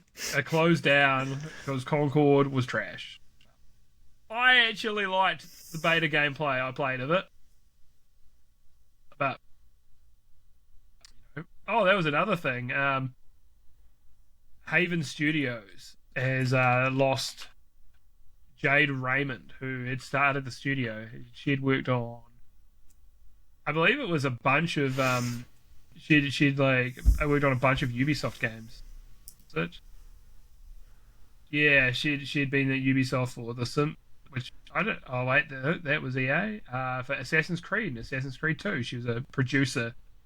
She's the managing director under Watch Dogs, Assassin's Creed Unity, Far Cry 4. And then she's jumped around a bit and then ended up doing Fear Games with Haven, and now she's left before the game's even released. So who the fuck knows what's going on there? That's what you get for hiring an ex-Ubisoft person catching strays again. Pew pew. Considering Expedition 33 is exceptional. I mean, I know it was only, it turns out, maybe 3 staff, but that was still 10% of their team.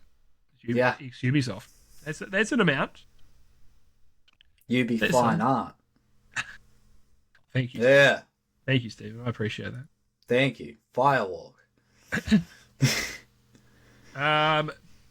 game journalists, YouTubers, all sorts, have got to play 30 hours of Death Stranding too.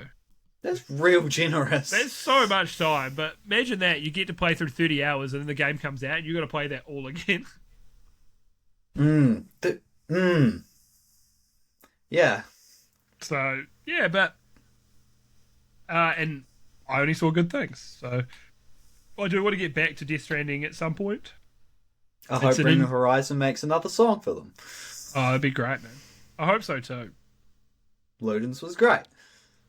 Yeah, I can't believe when I first heard it, I got to about halfway. I'm like, nah, I'm not feeling it. Before the song really ramped up as well. Yeah. And then when the album came out, I was like, I'll give this another listen. I'm like, bro, this song rules. But I was still in my, I want them to be deathcore at that moment. And that's the album that actually changed me back, won me over. And now I love a lot of the stuff in between as well. So yeah, good shit. Bring Me the Horizon. Good shit. Shout out. Yeah, shout out to Ollie Sykes. British post-rock, former deathcore, alternative rock, Bring the Horizon. Yeah, band of many genres. So Wonderwall. It does. Death Stranding 2 does look interesting. I feel like we know a lot, but we also know very little. And in Hideo Kojima fashion. So I should play the first one and actually finish it. Well, I say that, but once again, 2 sessions in a row, I've just delivered packages, and I'm like, bro, I need more than just delivering packages. Come on, you need to give me something else. And I know it will ramp up again, but I just need to get back to it. So, but Hideo Kojima's doing some cook shit. My boy Peter hit me up on the weekend. He was like, man, did you see about Hideo Kojima wants to make a game where your character forgets game mechanics if you don't play it?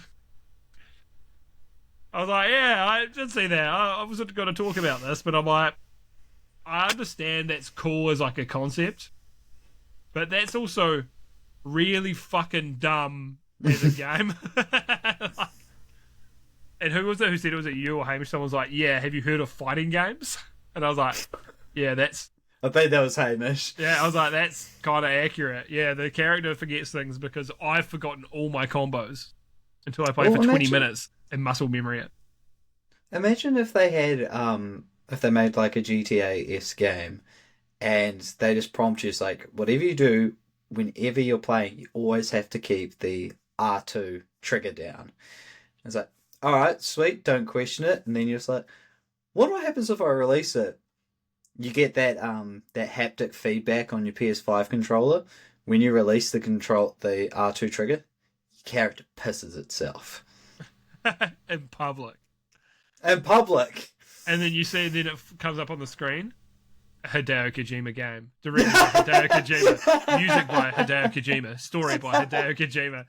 As the piss is like zooming in and like running down your character's leg. Make it happen. And then he's also got a flash drive apparently full of ideas for after he dies to give to like his team. Hideo Kojima presents Piss Leg. Game of the Year edition. Director's cut. I still feel like he could give them the ideas, but I don't think they could execute on them.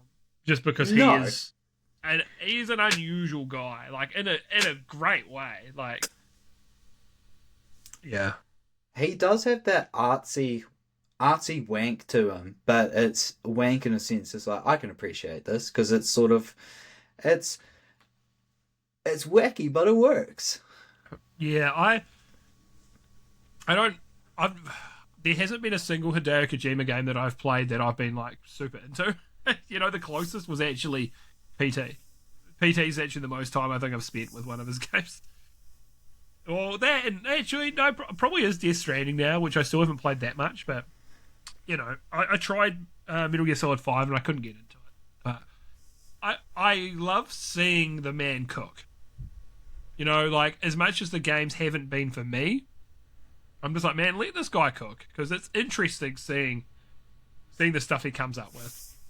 I still stand by, he's like, I've invented a new genre, Strand games. I'm like, this mechanic I don't remember if it's in Demon Souls, but like this mechanic's in Dark Souls as well. It's like you can leave an item for another player. You've been able to do that at least since Dark Souls 1 and probably in Demon Souls 2. He fleshed it out more, he did more with it, but I'm like, you can't say this is a new thing. It's been done years before. Come on now, Hideo. It's done in your home country. The guy from the head of FromSoft is like, that's not true, but it's like, yeah, we'll let you have this one. Yes. I love that though with Miyazaki. Also, I want to say before I glaze Miyazaki, Hideo Kojima definitely did way more with it than like, here's an item for a player to pick up, like in another world essentially. He was like, oh, here's a ladder that if you plant this on this mountain, then someone else can climb up that ladder. Like there is way more to it, but it was an idea someone else kind of had first, and he did way more with it. Actually utilized it to its full potential. But the Miyazaki thing I love was the summoning mechanic was about getting it. There was a card like broken down, and they needed like a push. So then they got this push, and then they got to the top of this hill, and then they pushed them down, right? So then with the down momentum, the car starts again and keeps going, and it's like this thing of like, you summon this person, they help you beat the boss, and they fade away and they're gone. It's like you can't really thank them when you're down the bottom of this hill now. You can't really thank them; they're gone, right? You two have parted ways, and that was his idea about how the summoning mechanic would work. Was because of this. I'm like, that's so fucking weird but awesome. I love that shit. These creative people, man, I can't even understand because I'm so uncreative as a person. You just lack the vision. Yeah, I can't even visualize an apple in my fucking head, bro. Like, it's a real problem. I can't even do a black and white 2D apple, man. I see nothing. I close my eyes and all I see is you. I mean, darkness. Darkness is all I see. Nothing.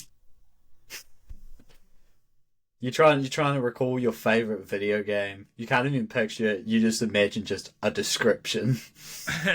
I don't even see a word come up in my head. Like, some people do see words. I'm like, nothing.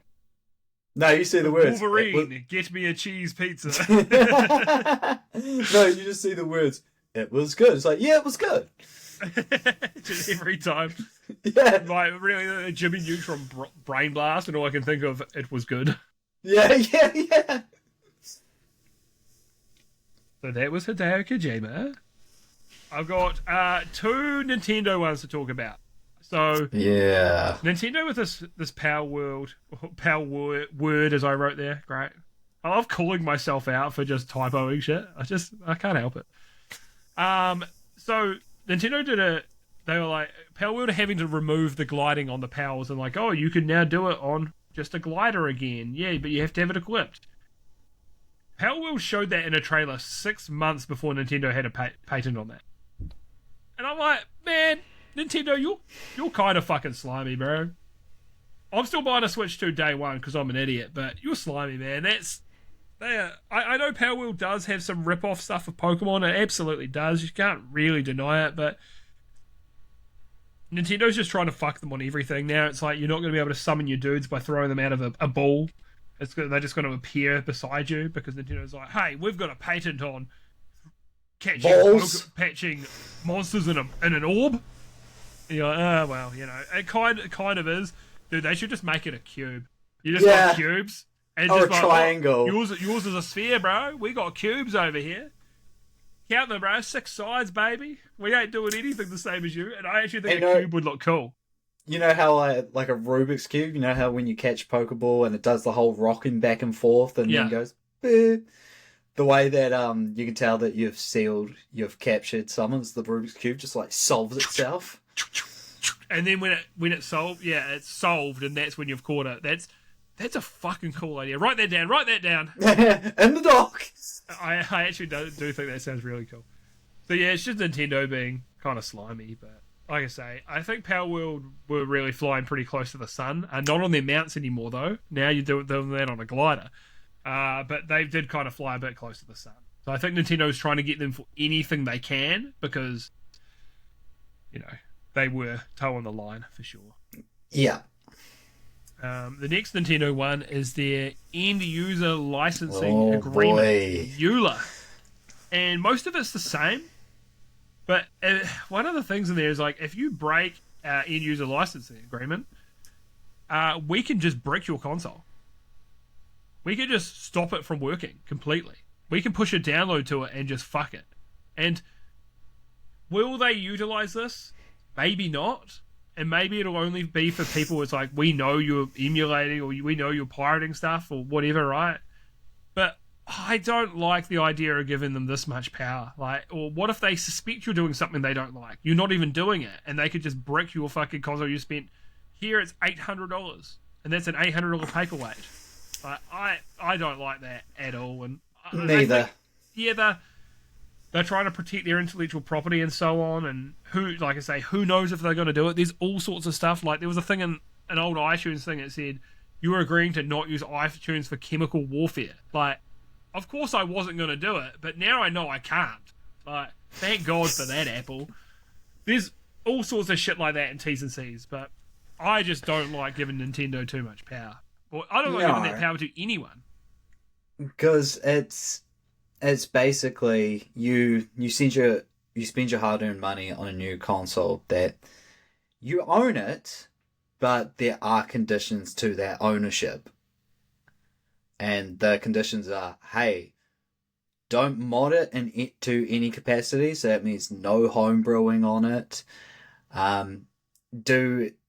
No changing software on it. So if you do that, paperweighted.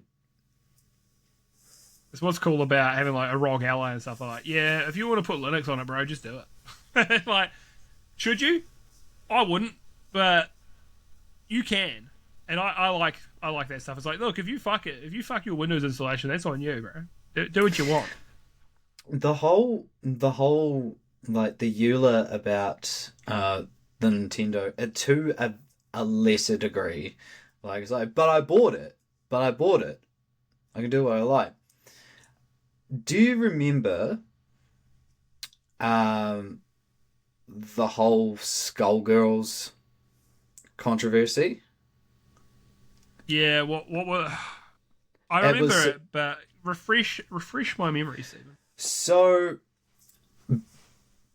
the Skullgirls old game, well, aged game, gets an update, and what the update does is it removes a lot of the seediness to it. So a lot of blatant like underwear shots have been edited, and they removed all like Nazi stuff in it. Which cool, like I get why they're doing it, but it's sort of like a, hey, I've bought this and I own this, and without my consent it's been changed. Again, Nazi shit was in Skullgirls. What? They had like they had what's the deal with Skullgirls? Are they all supposed to be like evil or something? Was that the deal? Nah, they're like girls. Yeah, that's what I said. Oh no, so there's a company, there's a faction in it called Parasol, and they would wear the red Nazi armbands, but instead of like the Swazi, it would have like a parasol on it.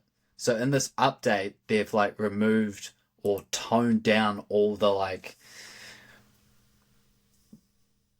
things that are symbolism that makes them like Nazi-esque, and it's just like, I absolutely understand them doing that, but it's sort of like the whole thing of is like, I've bought this, I own this, and it's being changed. Yeah, I think that. I mean, looking at the art, dude, it looks kind of cool, man. And they're wearing it on their wrong arm, but the thing is that they made their soldiers look kind of, they're more cutesy. Yeah, I don't know. It's weird, man. They look less Hugo Boss and more Hugo Bud. Yeah.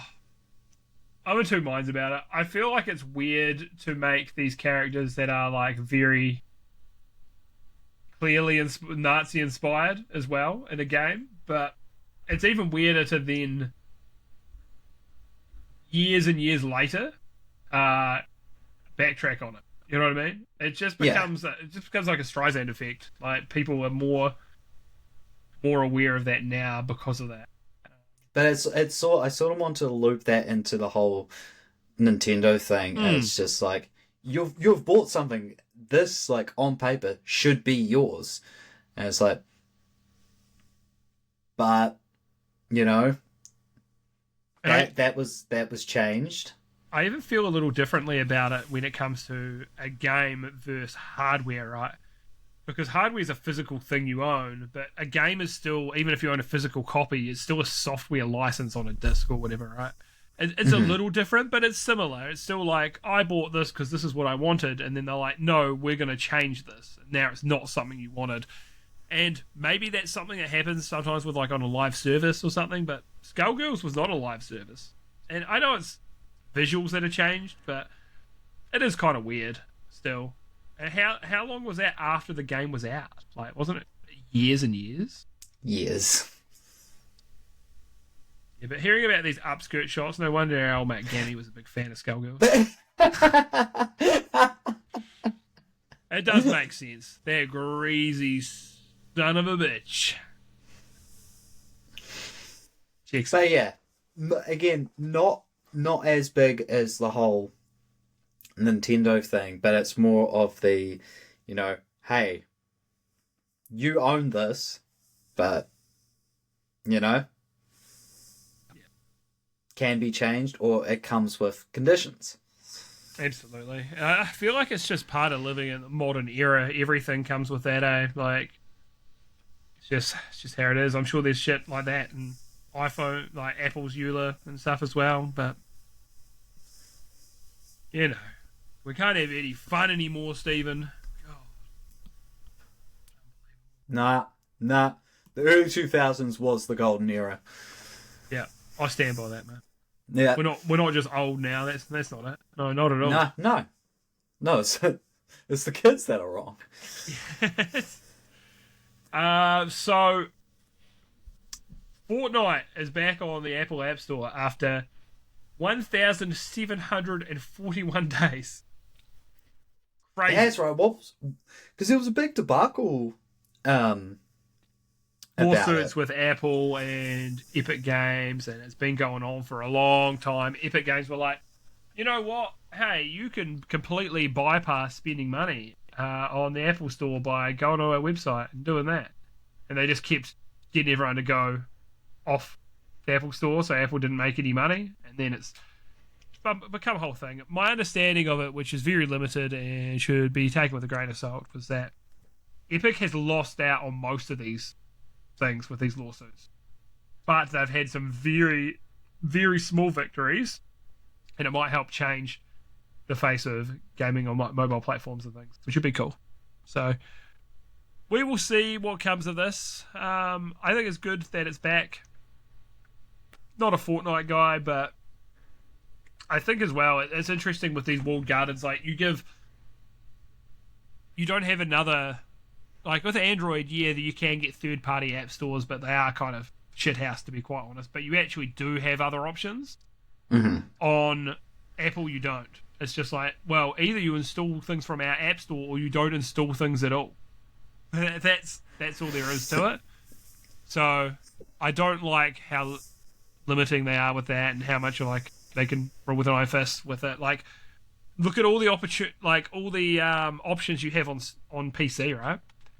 You can install things through Steam or Battle.net or Uplay. I think it's Ubisoft Connect now. Who cares? Epic Games, like you have all these other options, but we really only care about Steam.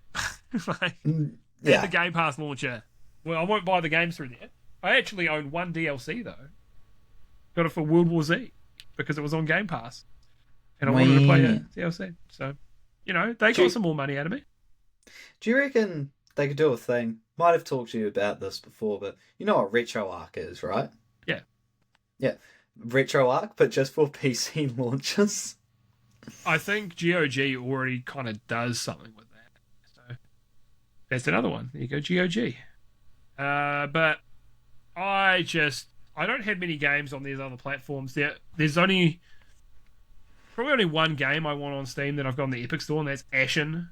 And how, once again, Epic Store didn't used to have cloud saves, and I lost my save when I was up to the last boss, and I was like, man, fuck this. I also lost my Hades save twice. So fuck you, Epic Games, and now they do have cloud saves, but it's too late. You've lost me.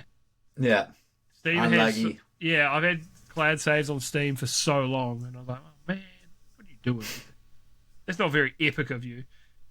So, yes, anyway, Apple gets 30% of anything spent on this stuff, and Epic gets the other 70%. But at this stage, it's kind of a, well, do you want to be on the store? Well, too bad. Give us 30%. And I don't think it's... I'm in two minds about it, because Steam takes 30%, but like I said, Steam has all these other PC has all these other options, but Apple doesn't. So that's why I'm in two minds about it. It feels unfair that they have to pay that and there's no competition. I don't know, man. I don't know. This is for Fortnite. People to figure out who are far smarter and paid far more money than I am.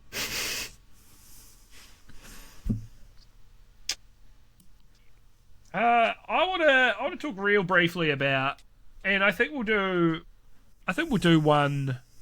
I feel like I'll need to compile a few things for a few ideas for like categories and so on, but just Game of the Year predictions, not even just your personal, but let's be honest, we have the same Game of the Year so far. Do you think Expedition 33 so far is just going to win straight up Game of the Year? I think it is.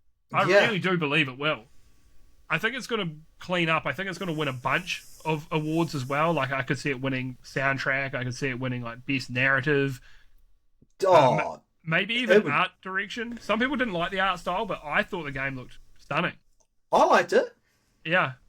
But the narrative, like, if they weren't to finish, if they weren't to win, it's like robbed.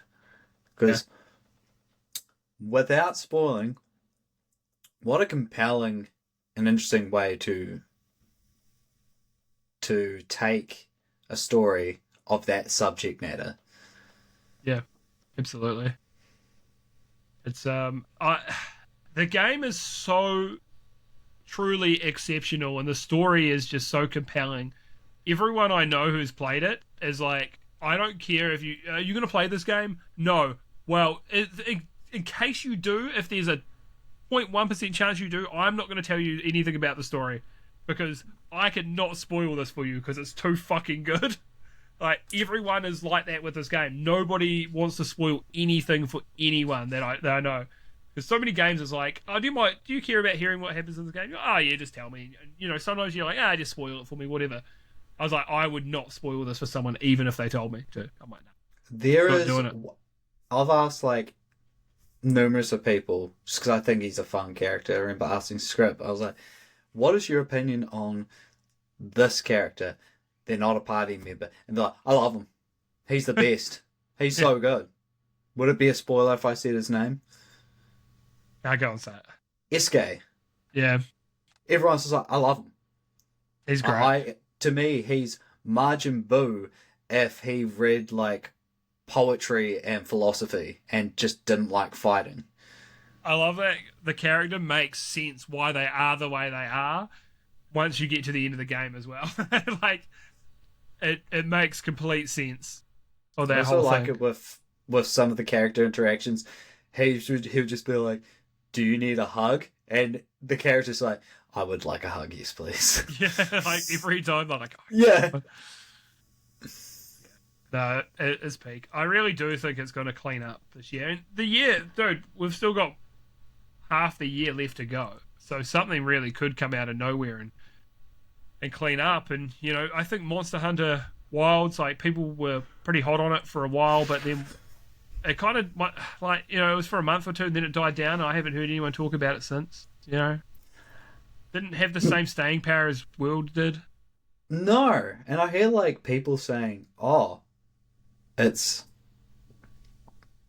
And it's less methodical and it's easy. Mm. Yeah, Like, and I don't think Doom the Dark Ages has got a win game of the year. I'm going to talk about Doom actually pretty much right after this. And it's really good, but it hasn't blown me away. And I don't know if that's partly a me thing, and it's I'm just not as into shooters as I once was. Like, it's possible, but then again, I haven't been into turn-based RPGs in a long time either. So, so clear obscure.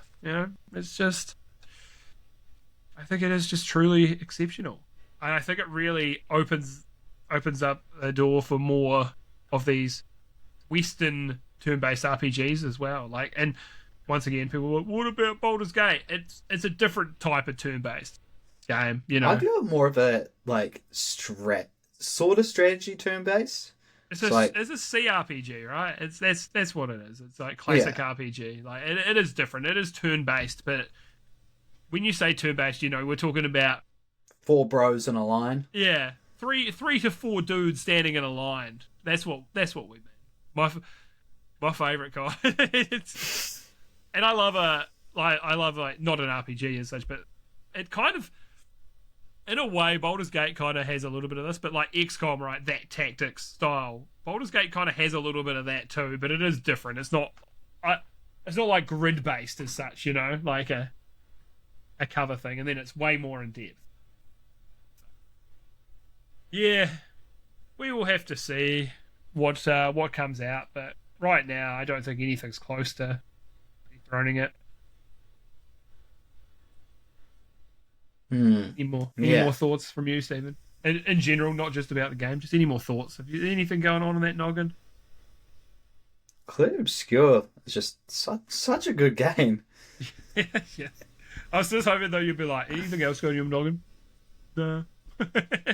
No, really. It's just, I remember watching a trailer of it, and you was like, oh, it's basically a JRPG, and I was like, oh. And then I saw the interactive combat. I was like, yeah, I get that. And I was like, all right, it's out. Let's crack on. And I was like, oh, fuck, this game just, it was a pretty looking game, and the combat looked slick, but I wasn't really expecting much, and boy, did I get a lot. And great value for money on Game Pass. It's also one of the few games that I would say is like, the combat's not your thing, like you find it too hard, just play on the easy difficulty, because the story, like, get there for the gameplay and the cool characters, but the story. I've said to Alex, because she hasn't played anything like it, and I was like, look, I think you're better playing on story difficulty. And she's good at games. It's interesting as well, because she hasn't really played many games until probably her late 20s. Like, played a little bit of Pokemon and stuff growing up, played a little PlayStation at her like cousins' houses and stuff like that, but never really played many games. And then she's actually pretty fucking good. Yeah. If she played from a real young age, she would be such an ass kicker. Hell yeah, so she's into competitive Animal Crossing. Oh, absolutely. Like you wouldn't believe. But yeah, but I don't know, because of the style of game. I think she'd have a hard time with it on normal. But I've said, look, you can put it on story, because I've said you need to experience this game. So she's going to give it a go at some point. Borrow my Xbox and give it a crack on Game Pass. So yeah. So speaking of Game Pass, I've been playing Doom the Dark Ages. Let's hear it. It is a Doom game. So it is good. It is very good. It is fast. People were worried it was going to be slow, but no, it's still a fast game. They give you melee combat is also part of it. So you've got your regular kind of your guns doing regular gun things, but they're all Doom guns, so they're fucking cool. Like the one that's like, oh, for ammo, here's a skull, I'm gonna crush it into the gun and it's gonna spray out. You're like, oh, that's really cool. And as you go, you get different versions of the same weapons as well. So you're like, I'm gonna cycle this. So one of them, it might originally be a spread weapon, and then you get it so it fires like in a straight line, like that scale one has that kind of upgrade. And then there's like 2 to 3 versions of these different weapons, which ended up being quite cool, and they've all got different upgrade paths. So you've got 3 different resources you can find around, which is kind of like your basic, your rare, and then your ultra rare or your epic kind of rarity for your level up kind of what do you call it, ingredients, I don't know, currency. So it ends up sounding more complicated than it is once you realize, oh yeah, this is for the low level, this is for the mid level, this is for the high level. So you level up your weapons. You got a shield you can throw, and you can shield bash at enemies, which is honestly fucking awesome. There's sometimes armored enemies that you're going to shoot the hell out of them first until their armor drops to then deal proper damage to them, and then you can. They're not the same as the glory kills, but there are some kind of executions. You've got enemies with these shields that you have to hit with like regular kind of bullets, and then you can throw your shield at them and blow them up. And if there's one of them with a red shield and you hit them and they're all in a line, it will blow all of them up, which is cool. There's enemies with plasma shields, so you have to use an energy weapon to blow up their shields. So there's a lot of ways. There's different enemies you want to take on with different approaches, which I really like. This is, like I said, my problem with like Final Fantasy 16. And it's a very different game, but you took on every single combat encounter in the exact same way. It was all about cycle through your powerful attacks and then cycle through to your next set of skills and then do the same thing again and again. And that was just repeat on every single enemy in the game. And it just, for me, that was the optimal way to play, and it was kind of boring. This is like, oh, I've got to facing this kind of enemy, and then you want to pivot how you're playing depending on the type of enemy you're facing, which is good. What do you feel about the puzzle elements in it? They're pretty small. I'm really not too worried about the puzzles in it. They're pretty small part of the game, and most of the time it's like figuring out puzzles not to progress levels, but to get rare loot, essentially, or to get your little mini figures of your Doom enemies and stuff like that, or get some gold to level up your shit. So they're not super important. So I don't feel too bad about that. There was something you said on the stream yesterday, and like I experienced it because I was watching one of my favorite YouTubers, and he ended a stream. He's like, "All right, I'm gonna finish off that one fucking level that I couldn't get through." I remember you saying it's like couldn't really pay attention to the soundtrack because it was really loud. The game's just real loud, and watching the stream, it was like I was like, yeah, I can hear a guitar, but just everything's sort of drowning out and everything else. Yeah, that's a problem too. And it's like, yeah, maybe I could turn the combat volume down so I can hear the soundtrack, but maybe they should have done the mix for the game, the bass just better themselves. Like for a game that's so soundtrack focused, like. I guess with just then when I was talking about the game, like I didn't even mention the soundtrack at all, and that's probably a testament to the soundtrack's not actually, from everything I've heard, for probably fucking 2 minutes of a game I've spent 10 hours playing, it just hasn't. The soundtrack sounded fine, sounded cool, but it just hasn't hit like just Mick Gordon's soundtrack. I think it's a problem. Even Doom tourists know the only thing to fear is you. Yeah. Because it bangs. A lot of people know BFG Division as well, which is fucking great. Yeah. It's just nothing that I've heard so far in the game hits as hard. And like I say, everything I've heard, it doesn't sound bad. It just doesn't hit the same. That's the problem. Mick Gordon's was so hard to replace, and they put out the stuff and it's like, yeah, Mick was hard to work with and this is an our fault, and then Mick came back months later being like, here's all the receipts, here's all these pages of all this information, and it was like, oh damn, he actually cooked them. Jeez. Yeah, so Mick Gordon rules, and I hope to see him making more soundtracks. So yeah, I know as well this is my smashing Game Pass and it sounds almost a little negative, and it is a very good game. I just think I have the bar's been set very high by id and Doom 2016 and Doom Eternal, and I just don't think it reaches the same highs of those two games. It doesn't mean it's bad. It just means they've been superb in the past. So I think as well there's some parts about it I like more than Eternal, some I like less.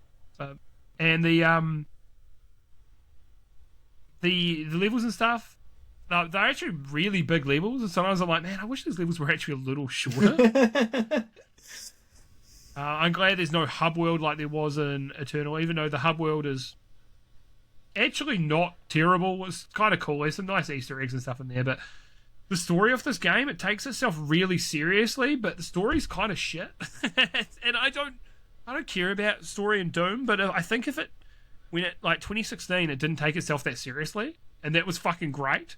You know, characters like, hey, don't remove this carefully. Doom guy just breaks it. Like he doesn't care about, the story's progressing, but he doesn't care himself. And I felt like that was a nice touch. So I do recommend playing it. I know it sounds, I haven't been singing its praises too much here really, but it is a good game. It's on Game Pass. If you like shooters, definitely give it a go. But if you loved the last two Dooms, just don't. You probably won't be blown away, and that's okay. Still very good. And like Steve and I were talking about this beforehand. Like there's one of our mates said or something like it was the biggest success they've had because it's their fastest to reach 3 million players. So how many of these are on Game Pass was my question, because you look at the Steam concurrents, and the Steam concurrents are significantly lower on this than they were on Doom Eternal. So I just don't think this is the best metric to measure its success, because Doom Eternal didn't launch. Game Pass wasn't a thing when that launched. So it's how many of these are actually sold copies? I like I said, I'm a Game Pass enjoyer, but I understand the economics of Game Pass aren't as good as for the company as just buying the game. Like here for a month of PC Game Pass, I think PC Game Pass is like $15 or $18 a month or something. So it works out pretty good. And if you just subscribe for 1 month, you play that game and you unsubscribed, great. You got to play it for, let's just round it up, let's say $20. And to buy it outright on Steam, it's $130. They would much rather you spend that $130. Steam gets a 30% cut, sure, whatever. But they would much rather that than you spend a month of Game Pass. And, you know, someone like me who has Game Pass all the time, yeah, they're getting more money out of me for these. But I have played a lot of games this year on Game Pass. Hell yeah. So if I bought these games outright, they would have made far more money. And that's why I don't like this metric of just players. Because sure, if you're a free-to-play game or something, everyone is a player because it's the barrier to entry is $0. But when the barrier to entry could be $130, that's better than $20. And that's why I don't like these metrics of success as player count when it's a game that could be on subscription. You know, so that's the thing. I sometimes say it for like indie games, and I feel like it's a little more valid because it's also a cheaper price tag, and I think more people are likely to buy it after even playing it on Game Pass. Nobody Saves the World I bought on Steam after playing it on Game Pass because I'm like, this game's exceptional. I want it, and as much as I like supporting devs, I'm not going to be like, oh, Doom Dark Ages, yeah, I played it on Game Pass, now I'm going to buy it for $130. I'm going to finish it, I'm going to be done with it, great, probably never play it again.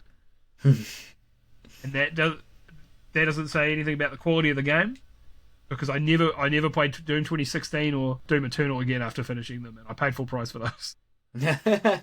So yeah, just about, it's we're comparing apples and oranges, and that's the problem. Picture that. Fuck off. That's the problem with these kind of metrics. Like Doom Dark Ages, I do recommend. Great Game Pass pick up. Just, for me, it's just not. Yeah, it's not Game of the Year material. You know. Did you think the other Doom games were Game of the Year material when they came out? I think 2016 was worthy for sure. I think Overwatch actually won that year, which Overwatch when it came out was great as well. I did love Overwatch, but Doom 2016 was so exceptional when it came out. I was so blown away. And like I've said my criticisms about 2016 before, and they're so minor. It's really not a big deal. It's like you got 3 environments. You've got outside on Mars, you've got Mars base, and you've got Hell, and that's it, right? It's a little limited. That's not the most exciting. And then the other one, which is just, it is a nitpick. It's really not a big deal at all. But the pacing of the game is ruined a little bit by you trying to find the collectibles. You don't have to. If you just went through and hussed through the game, the pacing would be perfect. But if you have monkey brain like me and have to try to find the collectibles, yeah, absolutely. But that's a very minor thing. It's really not a big deal. Other than that, I think the game was near perfect. It was so good. The best shooter I'd played, and well, I'd say in a long time. But when did Titanfall 2 come? It's a different game, different type of game for sure. Let's see, Titanfall 2. Oh, dude, 2016 as well. Holy shit, what a fucking year, bro! What a year. I'd still give it to Doom over Titanfall 2, as much as I think it's truly excellent game. I just want to see 2016 Game of the Year. What was nominated? Right. Overwatch, Doom, Inside. Oh, dude, Inside is fucking exceptional as well. Uncharted 4, only one I haven't played on there. Probably Ubisoft still catching strays. Uncharted, that's Naughty Dog. Never mind. How dare you compare that to a Ubisoft game? How fucking dare you? Firewatch came out. Have you played Inside? No. I played Inside. Inside's exceptional. I highly recommend it, man. Abzu, diving game. A lot of people like that. Battlefield 1, who cares? Battlefield 1 was actually alright. Oh, Pokemon Go came out that year as well. So that's actually crazy. Dishonored 2, Hitman, Hyper Light Drifter, Ratchet and Clank. Bro, 2016 is such a fucking stacked year. Witcher 3, Blood and Wine, so the DLC won Best Role-Playing Game. Dark Souls 3, oh my god, bro. Xenoblade Chronicles X. Forza Horizon 3. I think Horizon 3 was not... I think it was like 4 was kind of a bit above. Dude, Breath of the Wild, was that 2016 as well? No way. Was that 2017? Why is this on Fan Choice Awards? Fuck you. Man, that is a crazy lineup, though. Oh, Trending Gamer was Bookie2988. Man, different times, eh? Fucking hell. Wild. But, yeah, it's so tough. It's crazy to think back now with reception of Overwatch, like, with opinions on it now. People will be so surprised now looking back, like, what the fuck, Overwatch won? How did that happen? But it was massive. It was cultural phenomenon, really. Do you reckon it was a lightning in a bottle moment? I think it was a bit of that, man. I really do. I think it was time and place. I think it was also high quality. I think people were hungry for it. Yeah. Well, I think it was what people needed at the time. So, we've got... Do you have any... You don't have a Game Pass pick this week, eh? You've been... I've still been smashing... if I'm not on my fighting games, if I'm not... Because I've been dabbling Fatal Fury, it's Clear Obscure. I'm going to have one probably for next week. I haven't played it yet, but I saw it's just come out. So, what, next week? Probably the week after, because it's, we do it every 2 weeks. It's already out, or it's coming too? It's just out now. So I'll talk to you about it in a sec anyway, because we'll wrap up soon. Mm-hmm. I've got a quote from Doom the Dark Ages from Steam, and it said, so this word, I don't know if it's pronounced this way, but I'm going to pronounce it that way anyway. They've added a morbidly obese maker and a levitating chair. So as an American, I finally feel represented, and that was from Saladin on Steam. And he's a big boy. Maykr. I feel like that's Maker, probably. I have a Steam review for Capcom Fighting Collection 2, which I would like to pick up at some stage.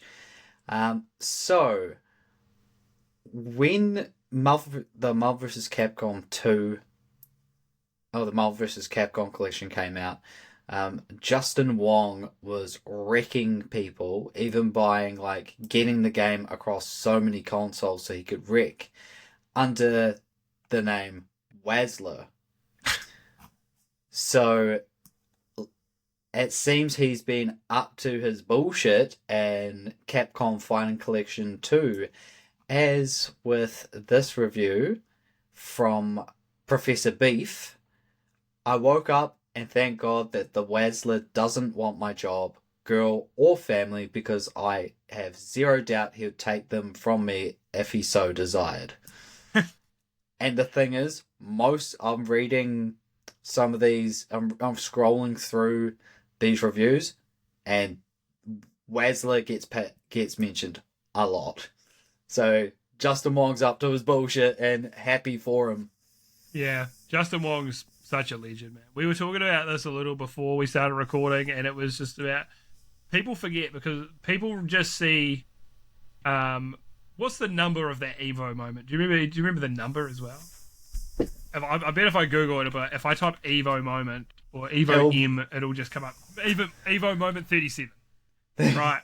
When Daigo just parries from a losing position, parries every single fucking one of Justin Wong's combo, every single fucking hit, and then goes on to win that match on that comeback is such an insane moment. I said to Stephen, I'm like, bro, this is when I might have started being like, dude, Street Fighter's kind of fucking lit. And Justin Wong's known for being on the losing side of that, of the most iconic fighting game moment of all time, hands down, not even close. As a Tekken fan, we have nothing as iconic as that. Not even close. It's so fucking good. But people forget how good Justin Wong is at Marvel vs. Capcom. Because he is that fucking guy. He is the GOAT of that game. People need to put respect on that man's name, because people have forgotten, because he leans into the meme of people printing it on a plate, like a China plate, and getting that moment printed. He's like, oh, come on, man. He leans into it. He's a funny dude. But and yeah, Wazlin. But yeah, he was on.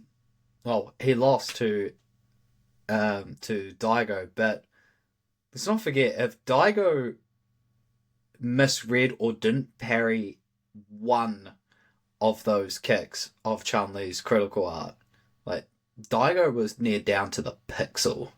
Yeah. So it was game over for him at that point, right? And people didn't even really know at that point. Well, they knew it was technically possible, but people hadn't seen anyone parry an entire fucking combo like that. People had not seen that. No.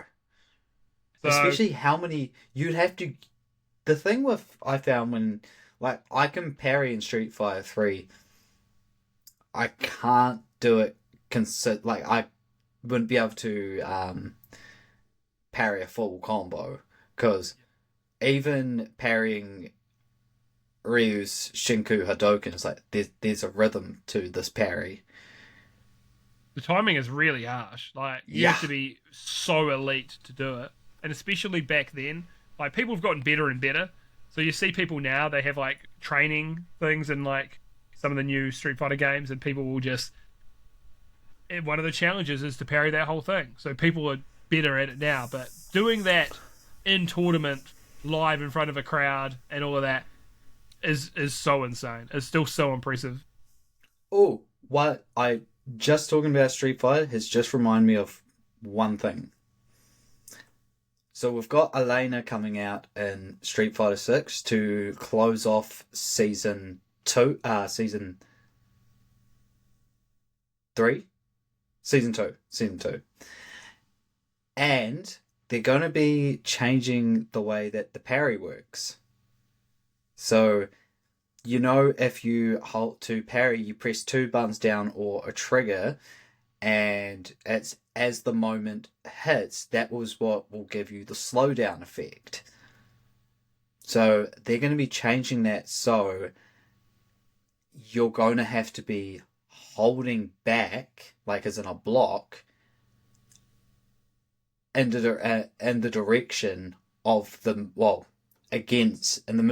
direction against the move that's coming towards you. So it means you can't just crouch and do a parry, like just press that. You're going to have to be holding back the direction to do it.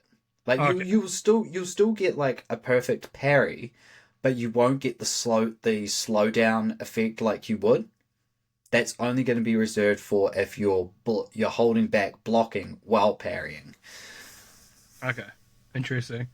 It sounds too complicated for my simple brain. I also want to say, I know that we're like, man, Justin Wong rules, and then gassed up Daigo more, but Justin Wong, he does rule. He's still great. And if you want the old wazzle dazzle, mate, you know where to find the man.